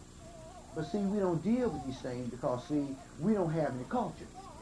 And we don't have any culture because the people that we follow don't have any culture. What's the culture of the United States? Warmongering. That's what their culture is. They're a jumper. They've jumped on everybody. Name somebody they haven't jumped on. Huh? They came over here and murdered off the Indians and took it from the Indians, right? Then they got them some slaves, right? Now we love them. Then we go off into a whole lot of other things, right? We not knowing history. We don't understand that the Africans, the Arabs, the Europeans, all them folks was in, and the people over there in India, all them people, the Shemites, all them people was in on the slave trade, weren't they? History backs it up. Now we got brothers right here talking about Assalamu alaikum. No, our brothers got a new term now. They don't use that no more unless they're around, brothers that practice the same craft. And that's what it is, craft. What they say now is this: Shalom alaikum. Check that out. And then brother gonna tell me, well, we go back and speak the original Hebrew. Ain't no original Hebrew. Go back in the book of Daniel and see what happened when our people went back to the land. Huh? They had mixed and mingled that Arabic with Hebrew, right? It was polluted right then. Even in the book of, what's that, Ezra? Yeah. They had those mixed children and start speaking in language of those other people. Right. Right. Had to make the priest get rid of all them strange women they had. Because Yahweh told us, don't marry, don't make no covenants with the inhabitants of the land. A marriage is a covenant, right? He said, don't take your sons. Don't take your sons into your family. Don't give your sons into their family. Don't take your daughters, right? But what do? You walk down the street, man, brother be hanging on right up civil rights movement. During the civil rights movement. Here, we going through this thing here trying to be somebody, right? And we look over white folks behind and Edomites behind the scene putting in the money and putting in the strings, right? And then here comes some brother talking about, hey, blue-eyed soul sister. See, when I came up, when I was a young man, we called each other, hey, soul folks. You had to be black to have soul. During the civil rights movement, we gave our soul to the white man. Now we give it to anybody who wants it. Anybody who wants it. I tell you what, Walk around this city and you'll find brothers in here practicing religions that came from every nation upon the face of the earth. I don't know about them Asians over there, though, because brothers know about that dragon thing. But they'll deal with them Korean. Look how many brothers came back from Korea with Korean wives. Yeah. Go on and read, brother. I was going to say, Elder, I noticed the big thing now is everybody's wearing Japanese letters on their hands. Sure. And don't nobody know what it means. Having the foggiest idea. I asked one brother last week, I said, man, what's that junk you got across your head there? It's Japanese. I said, I know what it is. What does it say? What does it say? I don't know. Saw a brother with Hebrew letters hanging around his neck. This brother said, what's that? Oh, it's a Jewish hide. I said, what does it mean? I don't know, it's just a hide. Right. What's that cross you got hanging around your neck? This is right. It's the symbol of death. That's what it is. Back in the days of the Romans, the Greeks were really the one that started that stuff. But when the Romans came in, brother, when you walked into the city of Jerusalem, they had a hill outside of Jerusalem you had to pass by called the Place of the Skull. Who do you think they had hanging up there? They didn't have no Romans hanging up there. When they took the Messiah up on the hill, it was a whole hill full of us up there. When they built the Appian Way, they went up to the Arc de Triomphe, which they built for Titus for destroying our people, man. I mean, it was the glorious thing we've done away with. When they was building the Appian Way, they'd worked so far and they'd cut down the trees as they was going through there, and they'd nail brothers to them trees. This is the way they nailed us to Messiah. They'd nail their brothers to them trees all up and down the Appian Way and bringing a fresh crew. Got tired of it. Man, the Romans said, read Josephus, man. Josephus said the Romans just got tired of killing. They killed so many of us. When they invaded the city at Passover, they killed 1.5 million of us, man. 1.5 million. Now they're going to tell me, we love everybody. You damn right you do. Go on and read, man. Aaron was telling me the other morning, I went in, we stopped at the service station getting gas, and he saw my beard. What's with this? You Buddha? I said, no, I'm Judah. No. Oh, you? I said, I'm a Jew. And I said, the only thing that is a Jew look like me. Ain't no white Jews. Right. When they went and picked up the Falasha over there out of Ethiopia back in 1995 when the war broke out in Mogadishu. See, black folks don't know where they come from. See, them Euro Gentiles, they know. When the governments know. When the war broke out in Mogadishu, Ethiopia, what did they do? They started airlifting black folks out of Ethiopia, putting them in Israel. If we came from Saudi Arabia, why didn't they put us there? If we came from Africa, why didn't they put us there? See? And what does Falasha mean? Indian resident.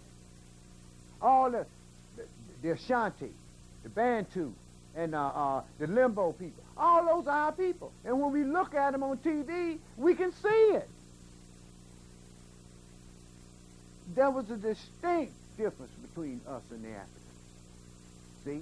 The only people that we resemble out of the Africans were the Ethiopians. Don't we still resemble them today? Now we understand why when Moses went to the land of Midian, they thought he was an Egyptian. Take Christ, take the child Christ and take him down to Egypt. Take him down to Egypt and hide him down there. To Herod. This is why they thought Paul was an Ethiopian, an Egyptian. But see, we don't know. We too busy trying to find ourselves and not really look. See, we like that grapevine thing and that controversy thing. See, but the scripture says, prove all things. Remember you made that statement, you really coined that phrase, brother. You say, Israel can't find their history because their history is openly hidden in the Bible. Right, and people don't want to deal with the Bible. Look, just say, Openly the Bible will run you crazy. The Bible will run you crazy.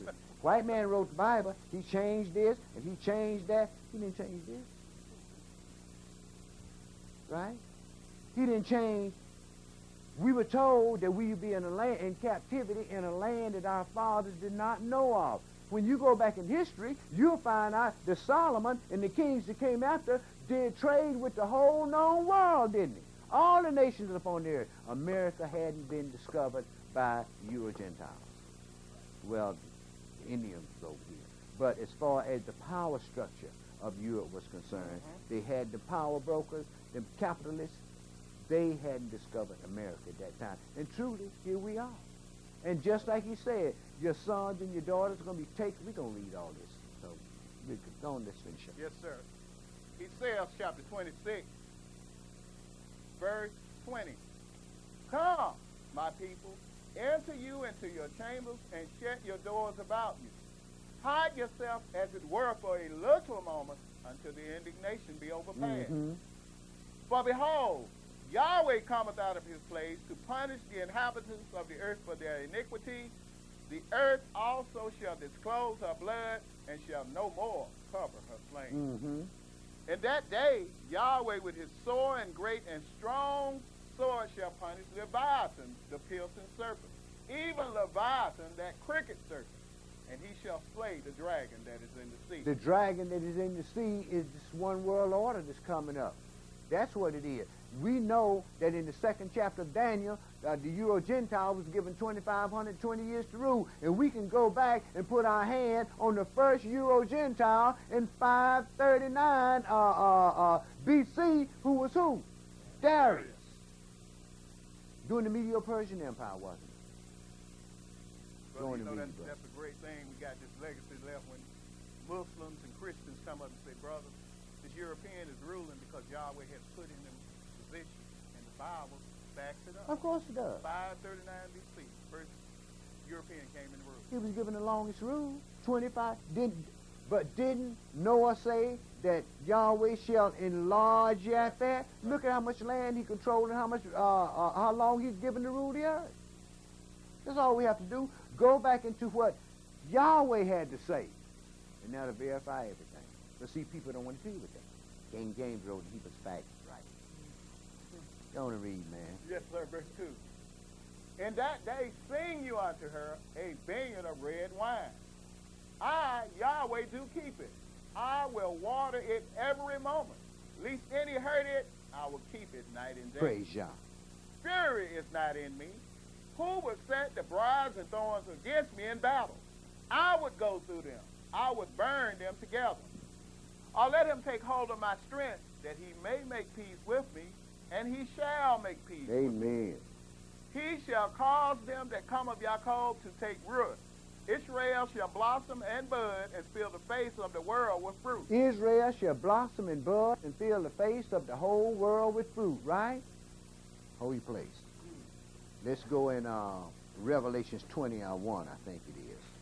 Let's go in Revelation 21, holy place. I think that's where I want to go.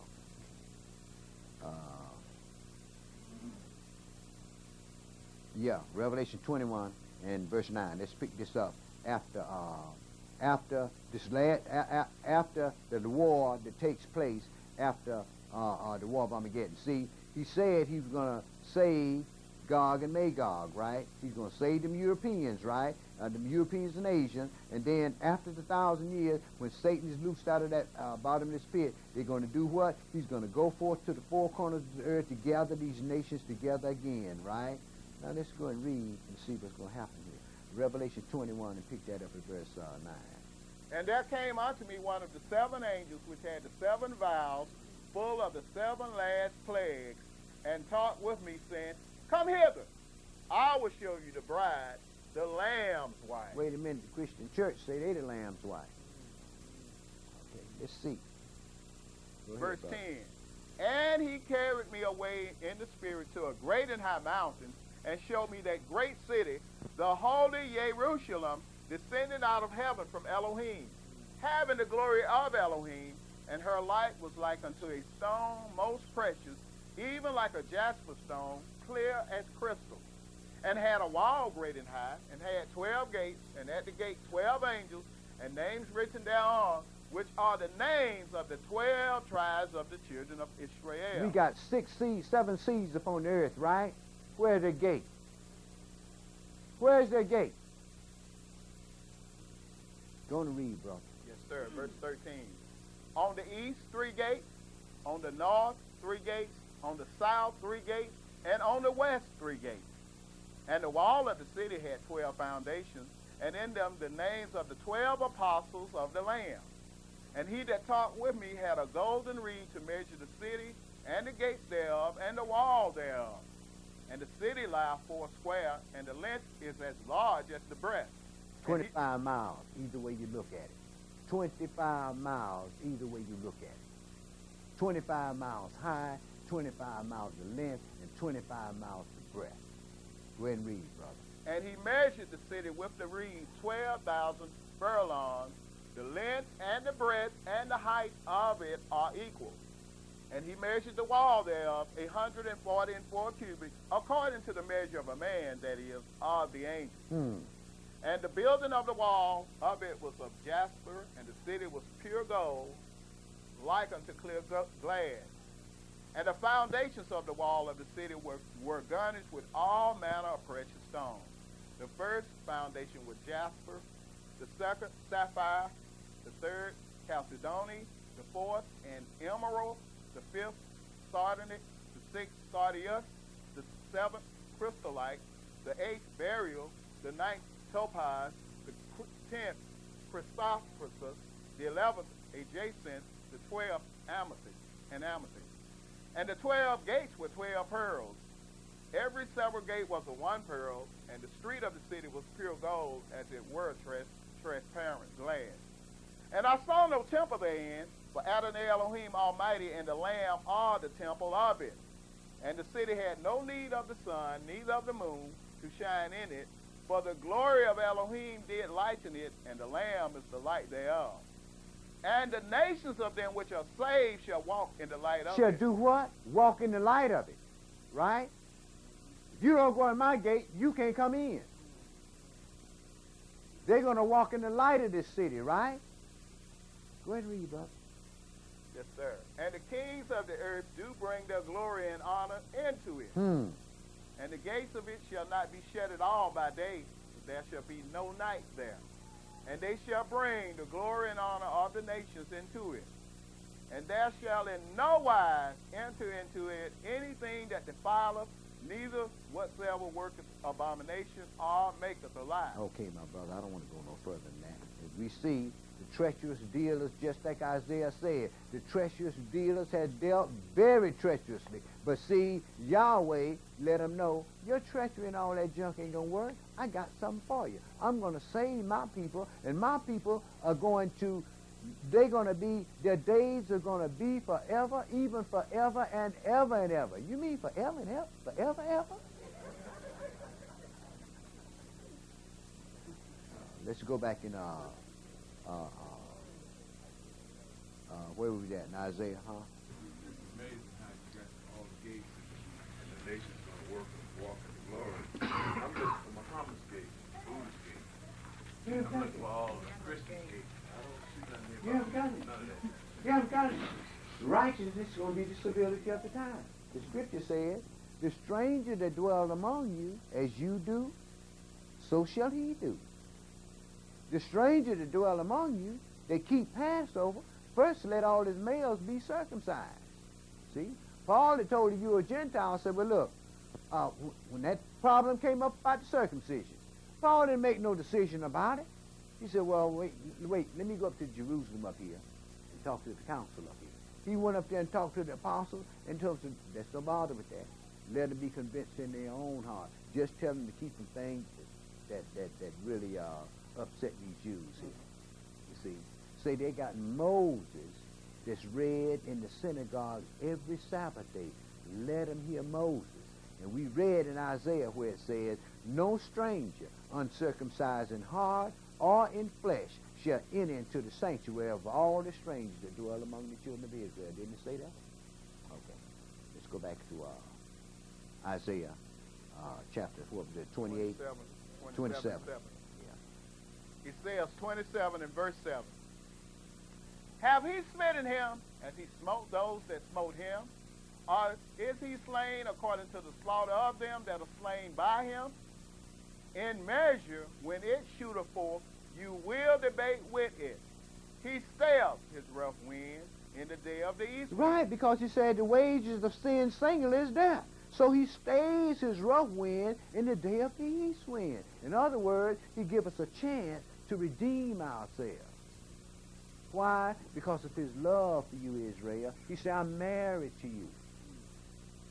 Go ahead and read. What you think happened when Moses, Nadab, and Abihu, and 70 of the elders of Israel went up on the mountains in Exodus 24 chapter? I think it's 24. What do you think happened? Wasn't there a marriage performed up there? That's why he said, I'm married to you. And I'm going to take you one of a city and two of a town. I'm going to bring you back to the land of Israel. White folks say, no, we're going to heaven. Muslims say, go be martyred and you go to heaven and have sex 77 times a day.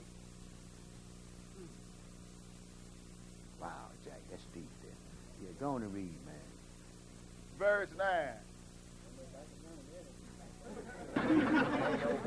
That's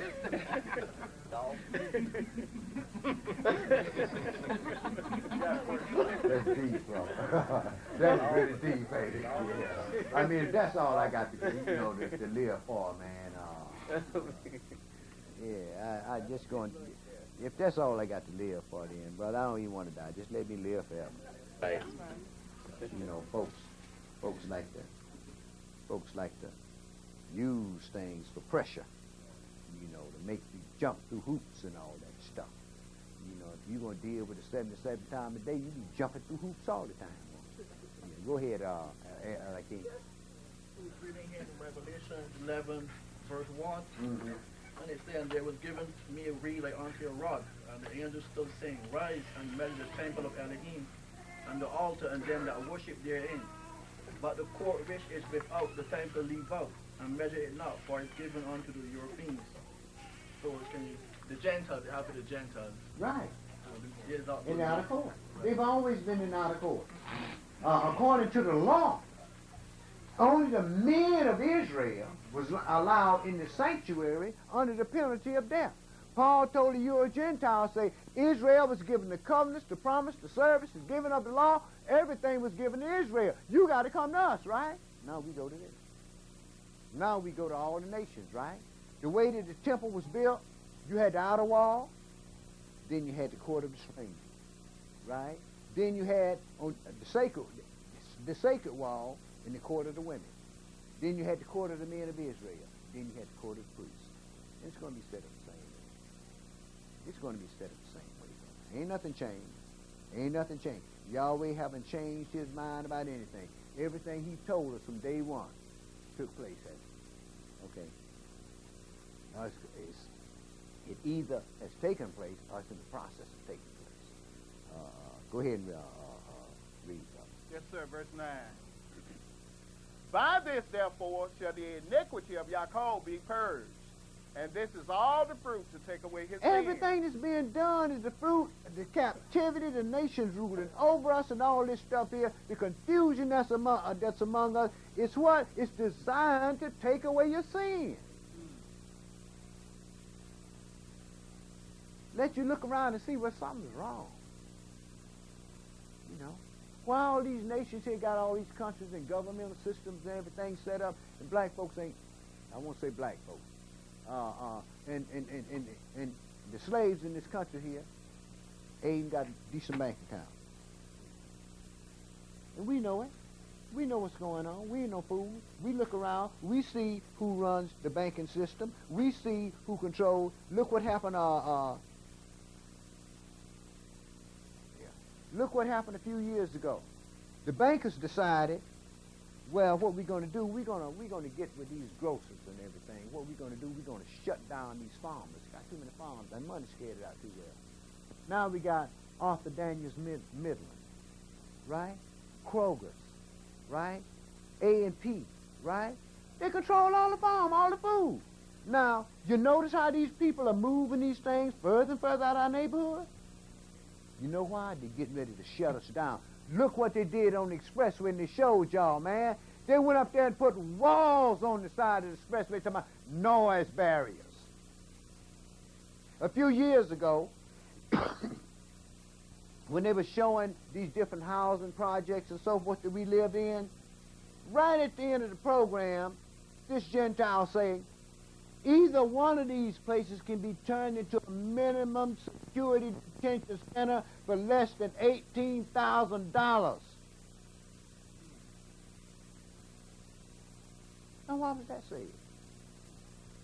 Why do you think they're closing up these schools and so forth and not opening them up? They are they're getting ready to turn the prison system over to private corporation. Right. Free labor. That's slavery. And we don't see it.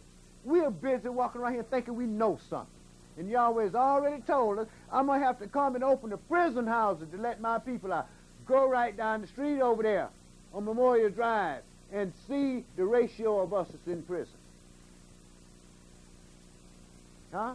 They stop more black folks between Glenwood and Hambrick over there. I mean, not Hambrick, Mountain Industrial Boulevard. Go down there. You see police lights flashing everywhere, 24/7, 365. And they're steadily loading up these prisons. Go over there on Rice Street and look. Go downtown and look. They're talking about, well, y'all the ones committing the crime. We learned them crimes from y'all. See? We learned them crimes because y'all put us in position. You wouldn't give us no job to take care of our family. You want to separate the family, put my woman on welfare, and she got to put me out. You ain't going to give me no job. You want me to go down to Mickey D's and work. How can I take care of my family working in Mickey D's? And now you're talking about, well, this is what the fast food industry is talking about now. In order for you to have a job at one of our restaurants, you're going to have at least a high school education. Oh, yeah. They profiling our kids in the school. You know it. Them are kids that they can't really get control of. What they doing? They put them out of school 3 days this week, a day next week. Called in the parents. Got the parents running back and forth, right? I don't know, we're going to have to send him to an attorney to school and everything, right? No, you ain't. Put your fist in his mouth. Ain't that what they did to you? Go on and read, man. Yes, sir. I wasn't in that group, though. They put the head through the window. Now, this is no lie. And let the window down on it, and all they left was your fan, and they tore it up. Brother, we used to go to the principal's office, right? And he'd tell you, get a chair like that, he'd tell you, bend over and catch that chair. And you bend over and catch that chair, you better not move that chair, Jack. And they had a piece of conveyor belt about this long and about that thick, and with a handle cut about that wide, and they would tear your butt up, Jack. But guess what? They got respect. The kids learned, didn't they? Now, they can't control the school because they dumbed down the schools with this damn stupid civil rights thing. Kept everybody. Right. Brought them along. Right. Yahweh told us, I'm going to put you in captivity under a cruel Lord, but don't you learn his ways. We went out there and died, got dog sick on us. Niggas got knocked down with water hoses and everything, right? To integrate, right? Now we just like it. Now we just like it. Now we can't control our kids. We can't even control our house because all this woman got to do, 911, and you in the streets. Now in jail. Why? Because of the things that Yahweh said was going to take place among our people. We're going to read all this stuff. Nothing has happened to us that hasn't been prophesied. That's why I love this book. Because I'm in my early 60s, and I've lived long enough and experienced enough things to see a lot of things take place, watch different changes come through our people, and now we worst off. Now, you want to know the truth? I wish we was living back in the time when I was a kid. At least we went and worked for Mr. Charlie, and we came home, and we partied and spent our money in our neighborhoods. Our neighborhoods grew, right? Now we go work for at least we were owning then. Now we go work for Mr. Charlie. Now we sharecrop. That's See? all we're doing. Right. And the same thing is happening now that was happening when they were sharecropping. At the end of your paycheck, Charlie got it all. And you wonder what happened to my money. Brother, they done got so bad at that profiling, brother. They sent 3 Europeans out on my job. my machine, talking about making a perfect tool for a biscuit can, right? Mm-hmm. And the machinery is older than I am. Just harassing people. They even got a work study, brother, where they send this European with a camera. Mm-hmm. He sits all day watching you. Sure. He watch you work, watch you start up. Right. Watch when you go to the restroom, when you take a break. Right. And guess what? Pretty soon, it's going to be just like Ford, General Motors, and all the rest of them. They're going to upgrade, and look how many people going to be in the streets. Right. I'm going to be one of them, brother. I know that. They get out their technology. Now I got this sister called 911. You know, he up my church's chicken. That's just how bad. Oh yeah, okay. I have to think about what you be saying sometimes, brother. Yeah, okay. I got it. You know, I'm a little slow when it comes down to them things like that. You know, but I can understand, brother. I can understand. Let's go ahead and finish up, Steve. Oh, he finished reading that, didn't he? Okay, we got to go back to Numbers chapter 16 and pick that up at verse 35 again. Numbers chapter 16 and verse 35. Numbers chapter 16 and verse 35. You're reading about Korah and what all happened to them folks there, right? Right. Okay, now we read that Korah and the folks that were standing around them, three other brothers and their families, 1, 2, 3, 4 brothers. 3 brothers, yeah, 4. On was one of them. Korah and those 4 brothers that were standing around, we read what happened, right? Earth opened up and burned them folks up, right? Now let's go pick up the rest of these traders. Pick this up at verse 36, verse 35. Exodus 16, verse 35.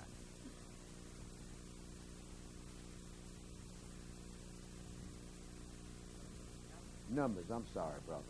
Numbers chapter 16 and brother Yosef, verse 35.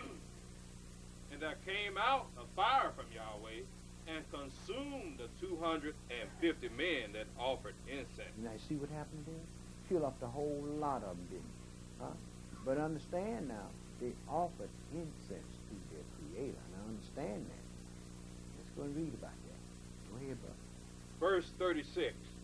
And Yahweh spoke unto Moshe, saying, Speak unto Eleazar, the son of Aaron, the priest, that he take up the censers out of the burning, and scatter you the fire yonder, for they are hallowed. They are hallowed because they was offered to the true and living God. Regardless to what the sin was done, they were still hallowed because they offered them to the God, but they died, didn't they? Okay.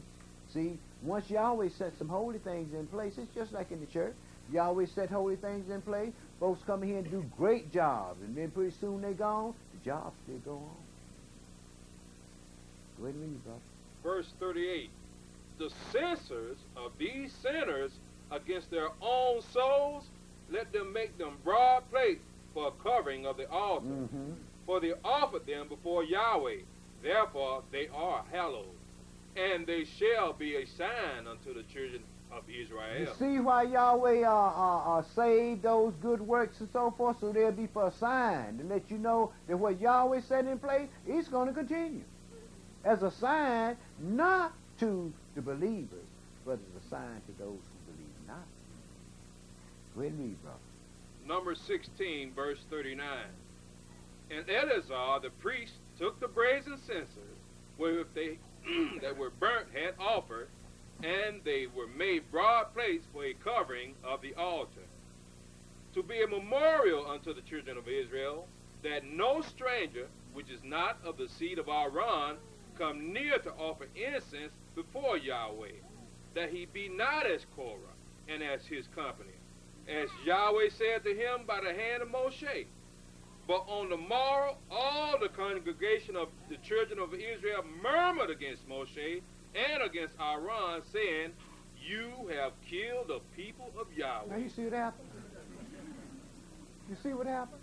Moses said, now if Yahweh do a new thing now. If all these men died death of common men now, then Yahweh, didn't have them do this. But if he do a new thing, and the ground open up, and swallow them up, and close them up, right? Then you know that Yahweh did this thing, right? And not only did he do that, See, that's what I like about the Creator, brother. Once he sets you in a position to do something, sparks are going to fly.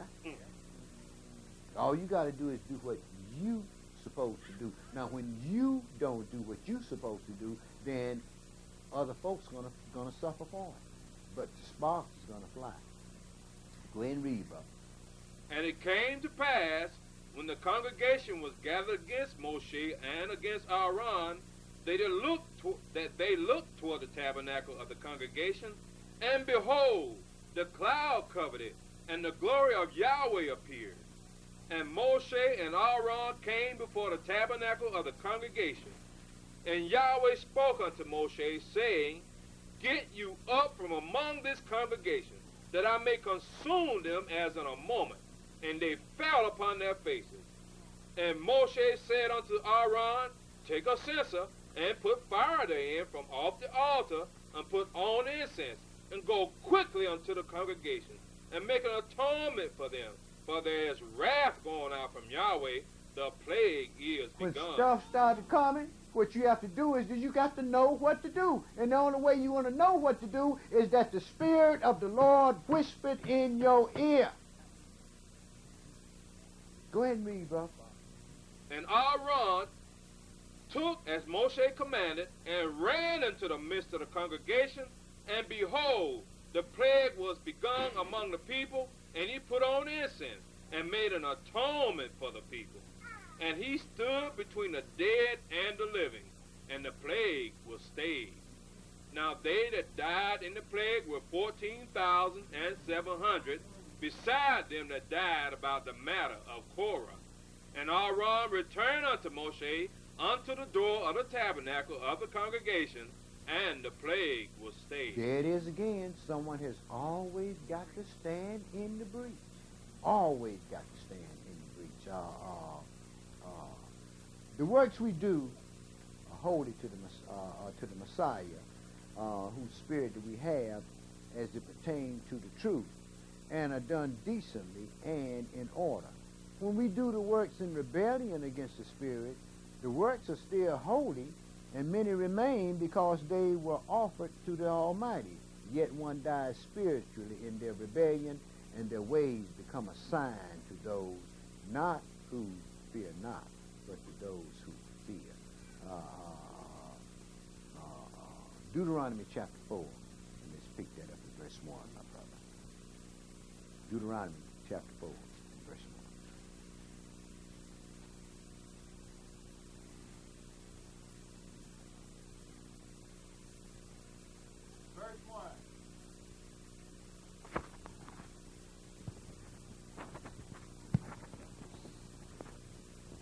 Deuteronomy chapter 4, verse 1. Now therefore hearken, O Israel, unto the statutes and unto the judgments which I teach you, for to do them, that you may live, and go in, and possess the land which Yahweh Elohim of your fathers giveth you. You shall not add unto the word which I command you, neither shall you diminish aught from it, that you may keep the commandments of Yahweh your Elohim which I command you. Your eyes have seen what Yahweh did because of Baal Peor.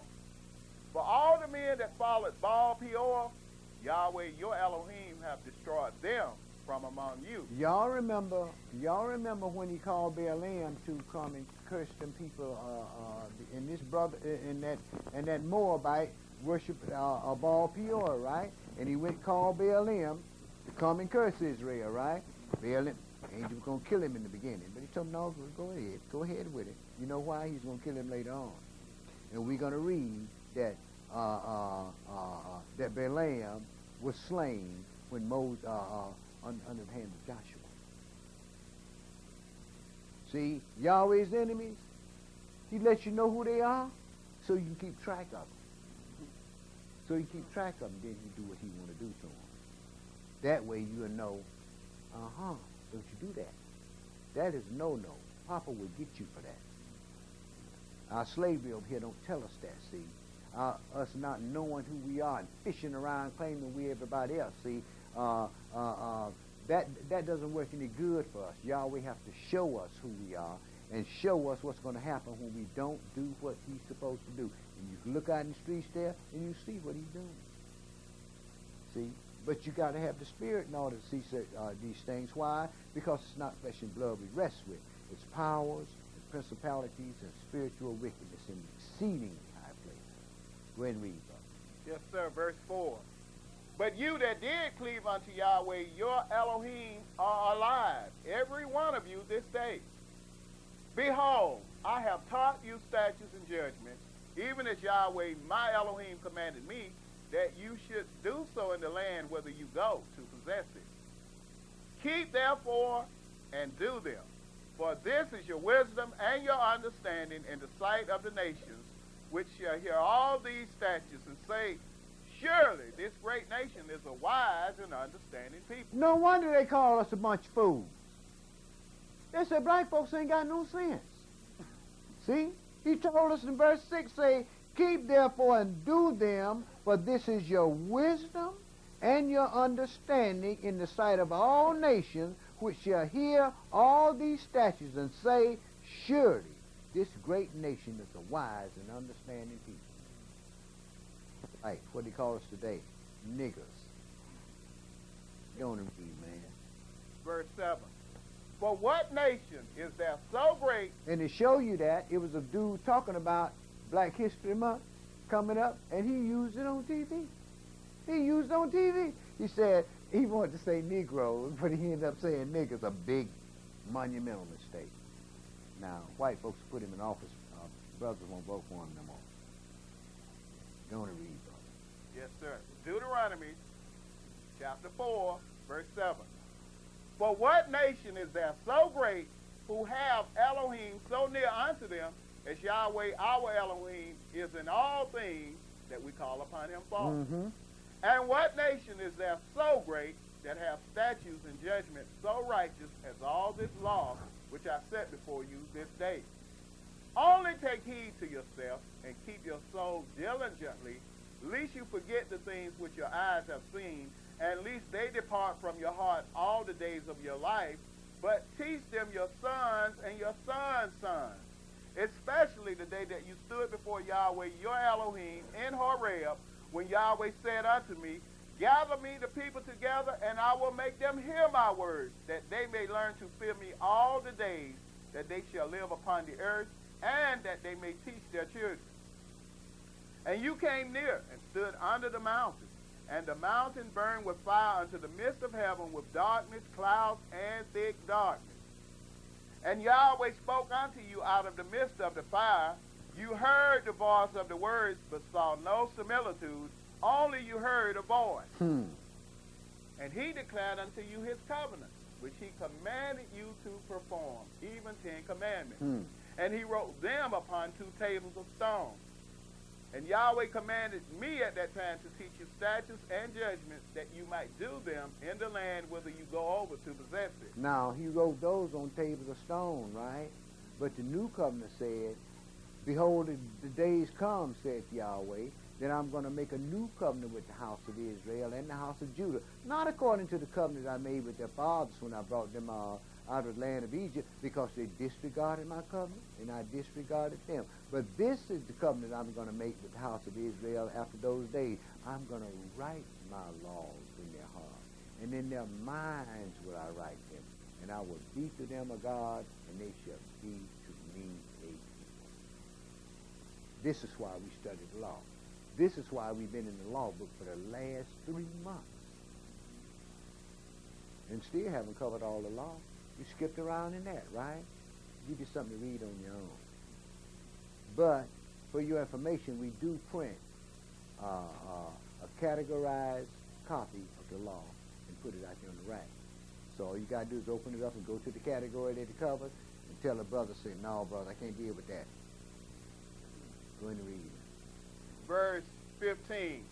Take you therefore good heed unto yourselves, for you saw no manner of similitude on the day that Yahweh spoke unto you in Horeb out of the midst of the fire, lest you corrupt yourselves and make you a graven image, the similitude of any figure, the likeness of male or female, the likeness of any beast that is on the earth, the likeness of any winged fowl that flies in the air, the likeness of anything that creepeth on the ground, the likeness of any fish that is in the waters beneath the earth. And you look on the back of cards right now, the Oh. first symbol that the Christians have, you see it on there, that little fish, don't you? No, fertility. That's what it's all about. They say don't make no similitude of a man or a woman, right?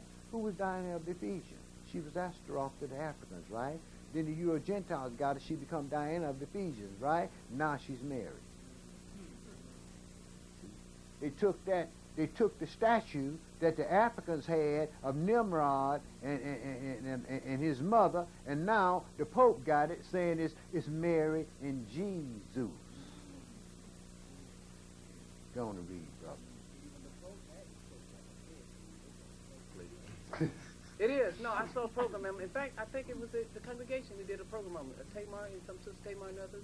They were showing that if you look at the post hatch, it has shaped like a his fish. hat. Yeah, his Oh, hat. I thought you said his head. No, his hat. No, his hat. His headgear is shaped like the fish. Yeah, I thought you said his head, brother. I was going to tell you, brother. I think I need to pray for you. You said his hat. Well, His it hat. is. Yeah. It is. And guess what? It got 666s in it. Really? Yeah, they filmed that. Chicago Sun-Times filmed that in the top of his head. Got 666s in the top of that hat. Go ahead and read, brother. Verse 19. At least you lift up your eyes unto heaven, and when you see the sun and the moon and the stars, even all the host of heaven should be driven to worship them and serve them, which Yahweh your Elohim have divided unto all nations. under the Okay, whole let's heaven. look at that. We know that Satan is the angel of the sun, right? And we know when you look on the back of that dollar, anytime you see that eye, it has sun rays coming from it, doesn't it? Doesn't it? They worship the sun. They changed the Sabbath day from Saturday to Sunday because they're sun worshippers, right? And the signs, the holidays that they keep, they're sun signs. Christmas is the winter solstice. Easter is the spring equinox, right? And look, he gave them the host of heaven. They got all of the planets are named after their gods, and all the days of the week are named after their gods. Why? Because Yahweh gave them things to worship. That's why. But with you, it's not so. Go ahead and read. You know, when I was a young man, I used to go to the movies, and they had Orion Productions. Of course, They got keep it their today. gods out of nothing. They got it today. O-R-I-O-N. Right, Orion. they got it today. You see it quite often. And when I was coming up, brother, they had this white boy, man, this long white hair, named Thor, who they named Thursday after. And he had this hammer. And you thought John Henry was a monster with his hammer. Boy, Thor would take that hammer and throw it around the world and tear up something and come back and he'd catch it. And then fly off on his horse with the wings of Pegasus. Yeah. They got all their gods right here with us today. And guess who's carrying this mess on? The Christians. Yahweh said, don't let these names of these gods be heard coming out your mouth. Them men in worship. We know that. We can't even have a decent conversation with somebody without mentioning one of these gods. Go on and read. Verse 20. But Yahweh hath taken you and brought you forth out of the iron furnace, even out of Egypt, to be unto him a people of inheritance, as you are this day. Verse 23. Take heed unto yourselves, lest you forget the covenant of Yahweh your Elohim, which he made with you, and make you a graven image, all the likeness of anything which Yahweh your Elohim have forbidden you.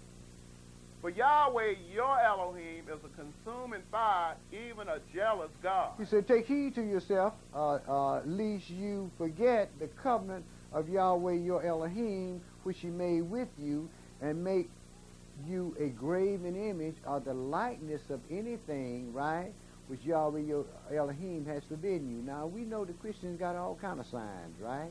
And if y'all notice, every time somebody say they see the Virgin Mary, it's a white person. Have y'all noticed that? Now, the Arabs over there, they got a building they call a Kaaba. They got a black stone in it. You know where they say it come from? It came down from the goddess Jupiter. I heard a brother tell me, he said, man, oh man, over there, man, when you go on Ramadan, all the people be going around it one way and all the birds be flying one way. That's all the noise them folks be making. Don't be no damn birds around there. Don't give me that junk. just to make it sound like everything's so holy. We read about 12 tribes. Tell me, well, it wasn't 12 tribes. He created 13 tribes, and the 3rd tribe is on the moon. Cracker said, the eagle has landed. One giant step, one small step for man, one giant step for mankind. I looked my brother up. I said, man, what happened to the tribe? Oh, well, they knew they was coming, so they relocated another. I saw they were scared, huh? Oh, man, see, you just unbeliever, man. Every Tuesday afternoon, you can see the mothership. Ezekiel saw the mothership. I say, well, where is the chariot of horses of fire that's put in them? I say, he knew what that chariot was, but he knew what horses were. Where are the horses of fire that was put in that bad boy? Cut. Don't read them.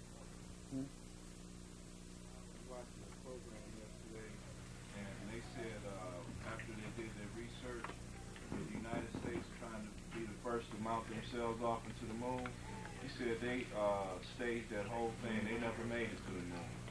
If they wouldn't have? He said the Russians won't even attempt to go to the moon because of the radiation.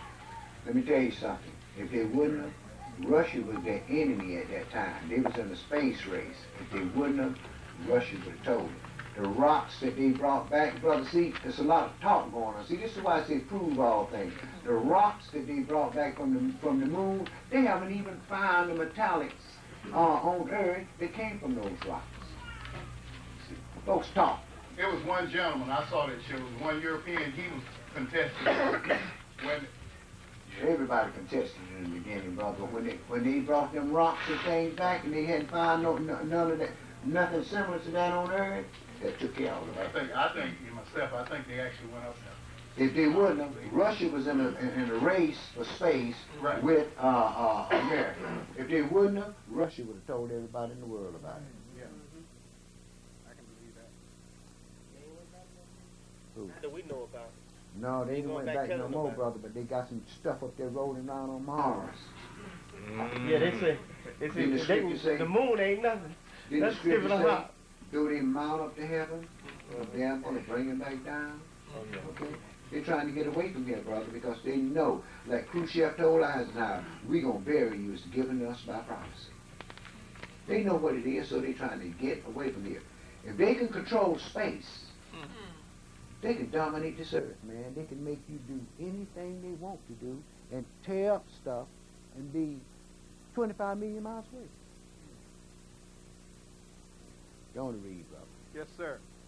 Deuteronomy chapter 4, verse 25. When you shall beget children and children's children, and you shall have remained long in the land, and shall corrupt yourselves, and make a graven image, or the likeness of anything, and shall do evil in the sight of Yahweh your Elohim, to provoke him to anger, I call heaven and earth to witness against you this day, that you shall soon utterly perish from off the land whereunto you go over Jordan to possess it. You shall not prolong your days upon it, but shall utterly be destroyed. And Yahweh shall scatter you among the nations, and you shall be left few in number among the heathen, whither Yahweh shall lead you. And there you shall serve Elohim, the work of men's hands, wood and stone, which neither see, nor hear, nor eat, nor smell. But if from there you shall seek Yahweh your Elohim, you shall find him, if you seek him with all your heart. Listen and with what all it said. your soul. If you seek him with all your heart and your soul. People have problems in the scripture because they don't seek him with their heart and their soul. You know what they're seeking? Knowledge and understanding. Knowledge and understanding puffs up. Wisdom is the principal thing. And a wise man will seek his creator so his creator can lead him to this knowledge and understanding. So he'll be wise enough to know this is the hand of God, and if you don't know your past, you tend to repeat it. Aren't we repeating the Egyptian captivity? Pharaoh has already said, come on, let us deal wisely with these people, because they're beginning to outnumber us, right? We see it. We see it. Go ahead and read, brother. Yes, sir. Verse 30. When you are in tribulation, and all these things are come upon you, even in the latter days, if you turn to Yahweh your Elohim, and shall be obedient unto his voice. For Yahweh your Elohim is a merciful God. He will not forsake you, neither destroy you, nor forget the covenant of your fathers which he swore unto them. If he said when you are in tribulation. Now we know that we're going to have 3.5 years of great tribulation. Daniel told you, the angel Gabriel told Daniel, say, 70 weeks are determined upon your people. Right? Know therefore and understand that from the going forth of the commandment to destroy and to rebuild Jerusalem to the Messiah the Prince shall be 7 weeks and 62 weeks, right? We went and picked up, last time we came down through here, we went in the book of Nehemiah and Ezra and picked up when the exact year that the commandment went forth and put the Messiah on the scene for baptism in 26 AD, didn't we? Didn't we? See, so if we read this book for what it is and turn to the Lord our God, we'll understand one thing. We are in the latter days. We are in the latter days. We can look at our people now, man. Black folks ain't talking about nothing. Only thing they're talking about is my house, my car, what I feel, and what I think. That's all. We ain't talking about nothing. We ain't talking about coming together. Okay, let's get together and try to find out what's going on. Now we got brothers trying to revive the Black Panther Party. For what? What for? The Black Panther Party had one goal when I was in the party. I don't get late on the chain. It had one goal, and that's what lured brothers to that party. We wanted our own neighborhood to ourselves, our own hospitals, our own schools, everything we wanted to ourselves, our own jobs for our kids when we still. The other nations do it. See? But then they mess around, Bobby Seals messed around and hooked up with the weathermen. When he hooked up with the weathermen, and some of you brothers from Chicago know what I'm talking about. They robbed the National Guard Army in Chicago, and brothers were standing out there with carbines, man, 30 caliber carbines, government issue. And nobody even examined them or asked a word. You know why? They're getting ready to rip us off the end. See? And right now, they've already been talking about how the United States government is allowing military personnel to steal high-tech, high-powered weaponry and sell it on the market.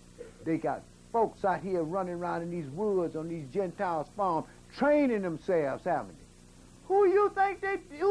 Don't you know they know ain't nobody coming in here? Huh? Who you think they doing that against, huh? When the revolution comes, niggas gonna be somewhere with chicken hanging out their mouth. Go on and read, brother. Deuteronomy chapter 4, verse 32. For ask now of the days that are past, which were before you, since the day that Elohim created man upon the earth, and ask from the one side of heaven unto the other, whether there have been any such thing as this great thing is, or have been heard like it. Did ever people hear the voice of Elohim speaking out of the midst of the fire as you have heard and lived? Or have Elohim attempted to go and take him a nation from the midst of another nation by temptations, by signs, and by wonders, and by war, and by a mighty hand, and by a stretched out arm, and by great terrors, according to all that Yahweh your Elohim did for you in Egypt before your eyes? Unto you it was shown that you might know that Yahweh, he is Elohim. There is none else beside him. Out of heaven he made you to hear his voice that he might instruct you. And upon earth he showed you his great fire, and you heard his words out of the midst of the fire.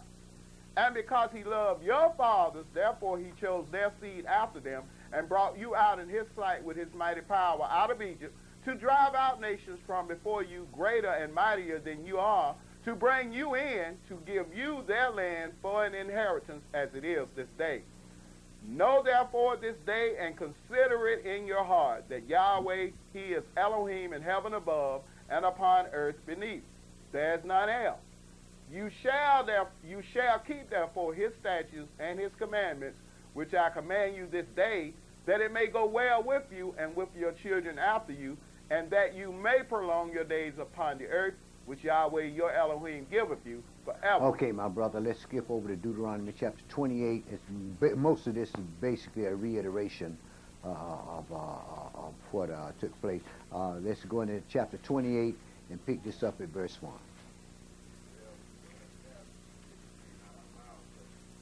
We're giving up our guns for Janet Jackson. Janet Jackson picked, right? Right. So we don't have nothing to fight with them.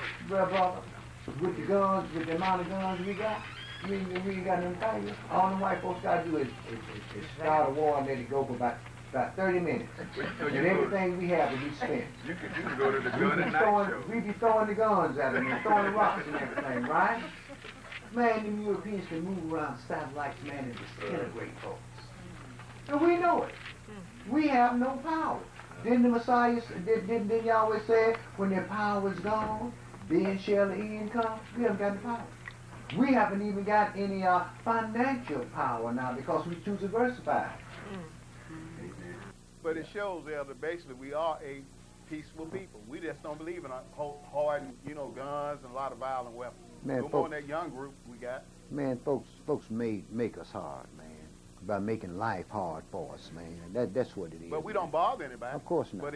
But each other. Of course not. They showed that doing that slavery thing, man. Black folks are really a peaceful people. We didn't do nothing but we enjoyed ourselves. We worked and enjoyed ourselves even after slavery, man. Well, we're in captivity now. What did we do? We stayed among ourselves. We fought among each other. You had fights and so forth. All the nations have that. But basically, we didn't go out threatening other people and so forth and so on. We abided by ourselves, and we were a peaceful people. The Euro Gentiles used to come into our neighborhood to hear Billy Eckstein and Sarah Vaughan and Doris Day and all those folks, right? Even when I was with the Wings Over Jordan Choir, man, we toured 8 foreign countries and 36 states. That's when we was working with white folks. And every place we went, man, we go in them stadiums, man, and have 10, 15,000 people in them stadiums. Wasn't black folks nowhere. When we got to dealing with black folks, we starved to death. You know why? Black folks was getting them gospels then, going up to heaven. And white folks wanted to hear those songs of deliverance. Deep River, my home is over Jordan. Deep River, I want to cross over in the campground.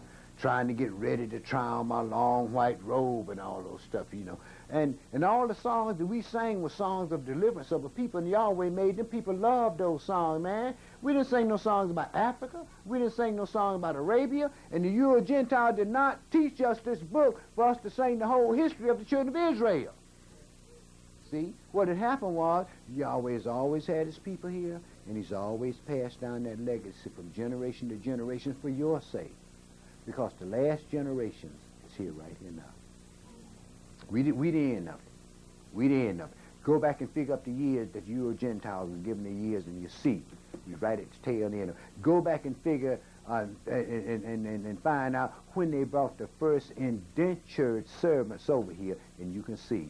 We're right at the tail end of it. By the things that's going on among our people today, you can see we're right at the end of it. Chapter 28, pick that up at verse 1. And it shall come to pass, if you shall hearken diligently unto the voice of Yahweh your Elohim, to observe and to do all his commandments which I command you this day, that Yahweh your Elohim will set you on high above all nations of the earth. And all these blessings shall come on you and overtake you, if you shall hearken unto the voice of Yahweh your Elohim. Blessed shall you be in the city, and blessed shall you be in the field. Blessed shall be the fruit of your body, and the fruit of your ground, and the fruit of your cattle, the increase of your kind, and the flocks of your sheep. Blessed shall be your basket and your store. Blessed shall you be when you come in, and blessed shall you be when you go out. Yahweh shall cause your enemies that rise up against you to be smitten before your face. They shall come out against you one way and flee before you 7 ways. Okay, we know all about the good things. We know all about the good things. Well, we didn't get that. Let's go and read about the bad thing and see whether we got that. Go down to verse 15. Yes, sir. But it shall come to pass, if you will not hearken unto the voice of Yahweh your Elohim, to observe to do all his commandments and his statutes which I command you this day, that all these curses shall come upon you and overtake you. Cursed shall you be in the city, and cursed shall you be in the field. Verse 32. Yes, sir. Your sons and your daughters shall be given unto another people, and your eyes shall look and fail with longing for them all the day long. And there shall be no might in your hand. Verse 36. The Lord, Yahweh shall send you and your king, which you shall set over you, unto a nation which neither you nor your fathers have known, and there shall you serve other Elohims, wood and stone. And you shall become an astonishment, a proverb, and a byword among all nations whither Yahweh shall lead you.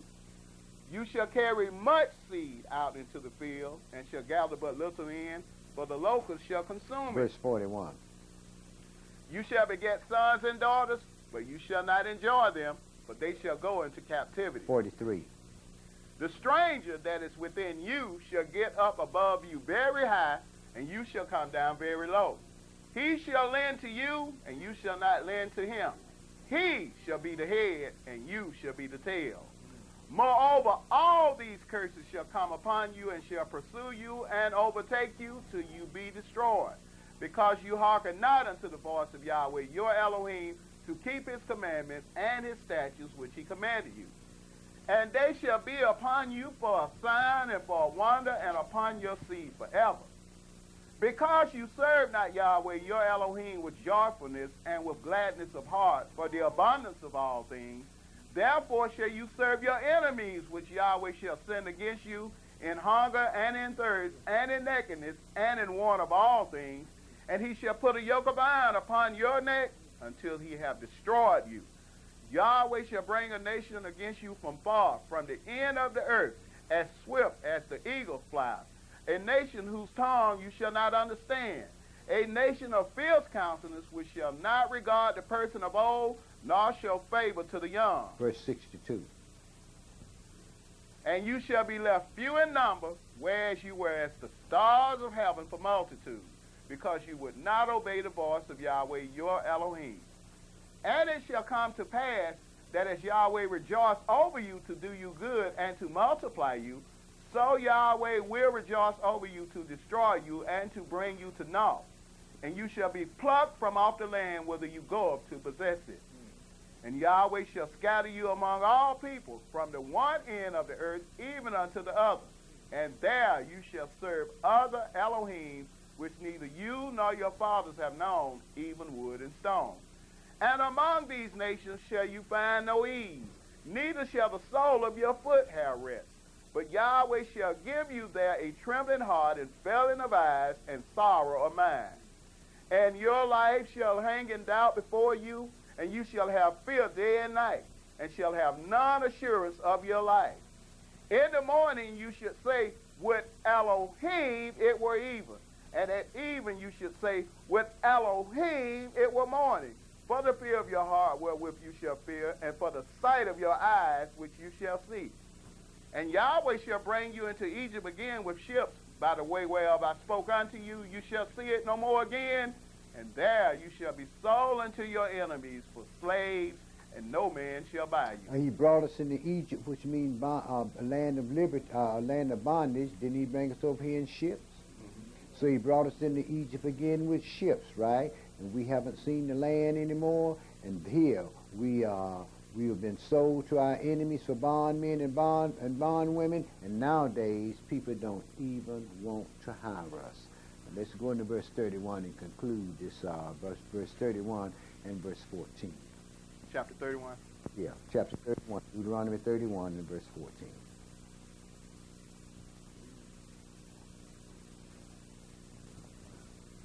Deuteronomy 31, verse 14. And Yahweh said unto Moshe, Behold, your days approach that you must die. Call Yeshua and present yourselves in the tabernacle of the congregation, that I may give him a charge. And Moshe and Yeshua went and presented themselves in the tabernacle of the congregation. Now we know that this brother's name was Hoshea. Moshe, the lawgiver, changed his name to Yeshua, which means salvation of Yahweh, right? Now isn't it kind of strange that the Messiah's name was Yahshua, and he will be Redeemer, Deliverer, Lawgiver, right? Isn't that kind of strange, huh? This brother's name had the same name of the brother that would take over from Moses as the deliverer. And Moses, the scripture told us that Yahweh said, see, I made you a god to Pharaoh, right? Isn't it odd that that Yahshua was made a god to our people? Yeah. Go ahead and read, brother. Deuteronomy chapter 31, verse 15. And Elohim appeared in the tabernacle in a pillar of a cloud, and the pillar of the cloud stood over against the door of the tabernacle. And Yahweh said unto Moshe, behold, you shall sleep with your fathers, and this people will rise up and go a-whoring after the Elohims of the strangers of the land, whither they go to be among them, and will forsake me and break my covenant which I have made with them. Mm-hmm. Then my anger shall be kindled against them in that day, and I will forsake them, and I will hide my face from them, and they shall be devoured, and many evils and troubles shall befall them, so that they will say in that day, are not these evils come upon us, because our Elohim is not among us? And I will surely hide my face in that day for all the evils which they shall wrought, and that they are turned unto other Elohim. Okay, my brother, chapter 33 and verse 27.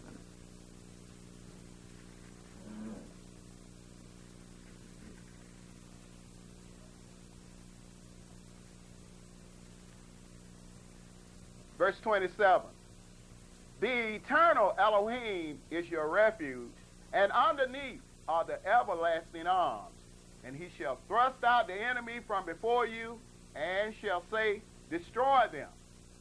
Israel then shall dwell in safety alone. The fountain of Jacob shall be upon a land of corn and wine. Also his heavens shall drop down dew. In the first month. Remember he told us he's going to cause showers of blessing to come down in the first month, in the month of Abib, once he set up this kingdom. Go ahead, brother. Yes, sir, verse 29. Happy are you, O Israel. Who is like unto you, O people saved by Yahweh, the shield of your help, and who is the sword of your excellency? And your enemies shall be found liars unto you, and you shall tread upon their high places. And Moshe went up from the plains of Moab unto the mountain of Nebo, to the top of Pisgah, that is over against Jericho.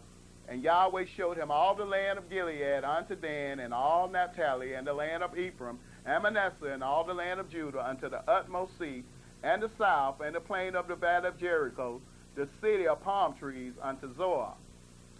And Yahweh said unto Moshe, this is the land which I swore unto Abraham, unto Isaac, and unto Jacob, saying, I will give it unto your seed.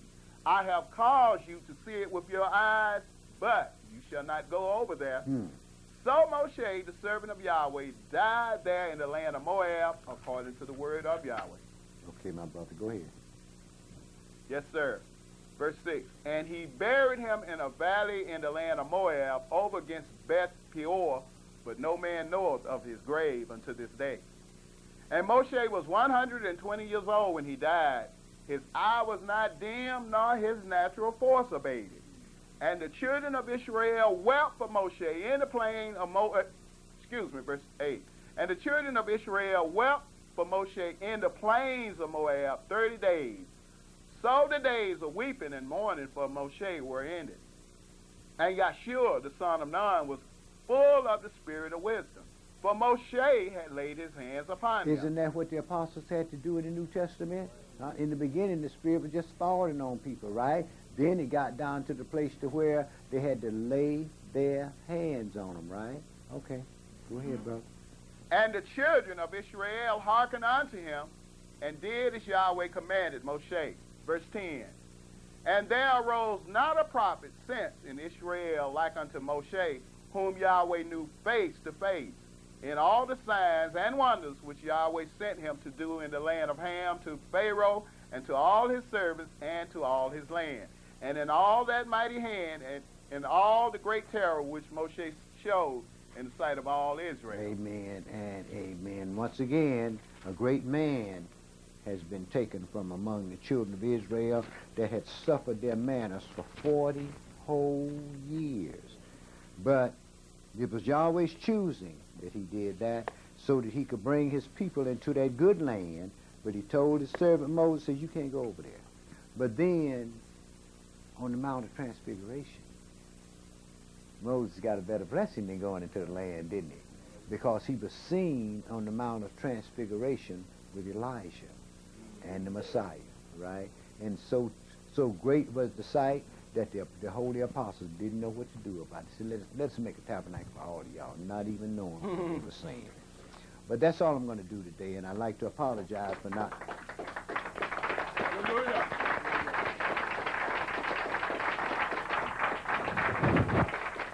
Thank you. Thank you. I'd like to apologize for not having any information out there, but our copier has been down, and they came and fixed it, and somebody used it, and it jammed up on them. Shut down and jammed up on them. We got paper everywhere, and I took the paper out last night, and it was going to cost me $147 for them to come out here, plus $47 every 15 minutes that they was out here. So I decided we wait until the second day of the week. That way I can get it fixed free. That's all I'm going to do. Do we have any announcements?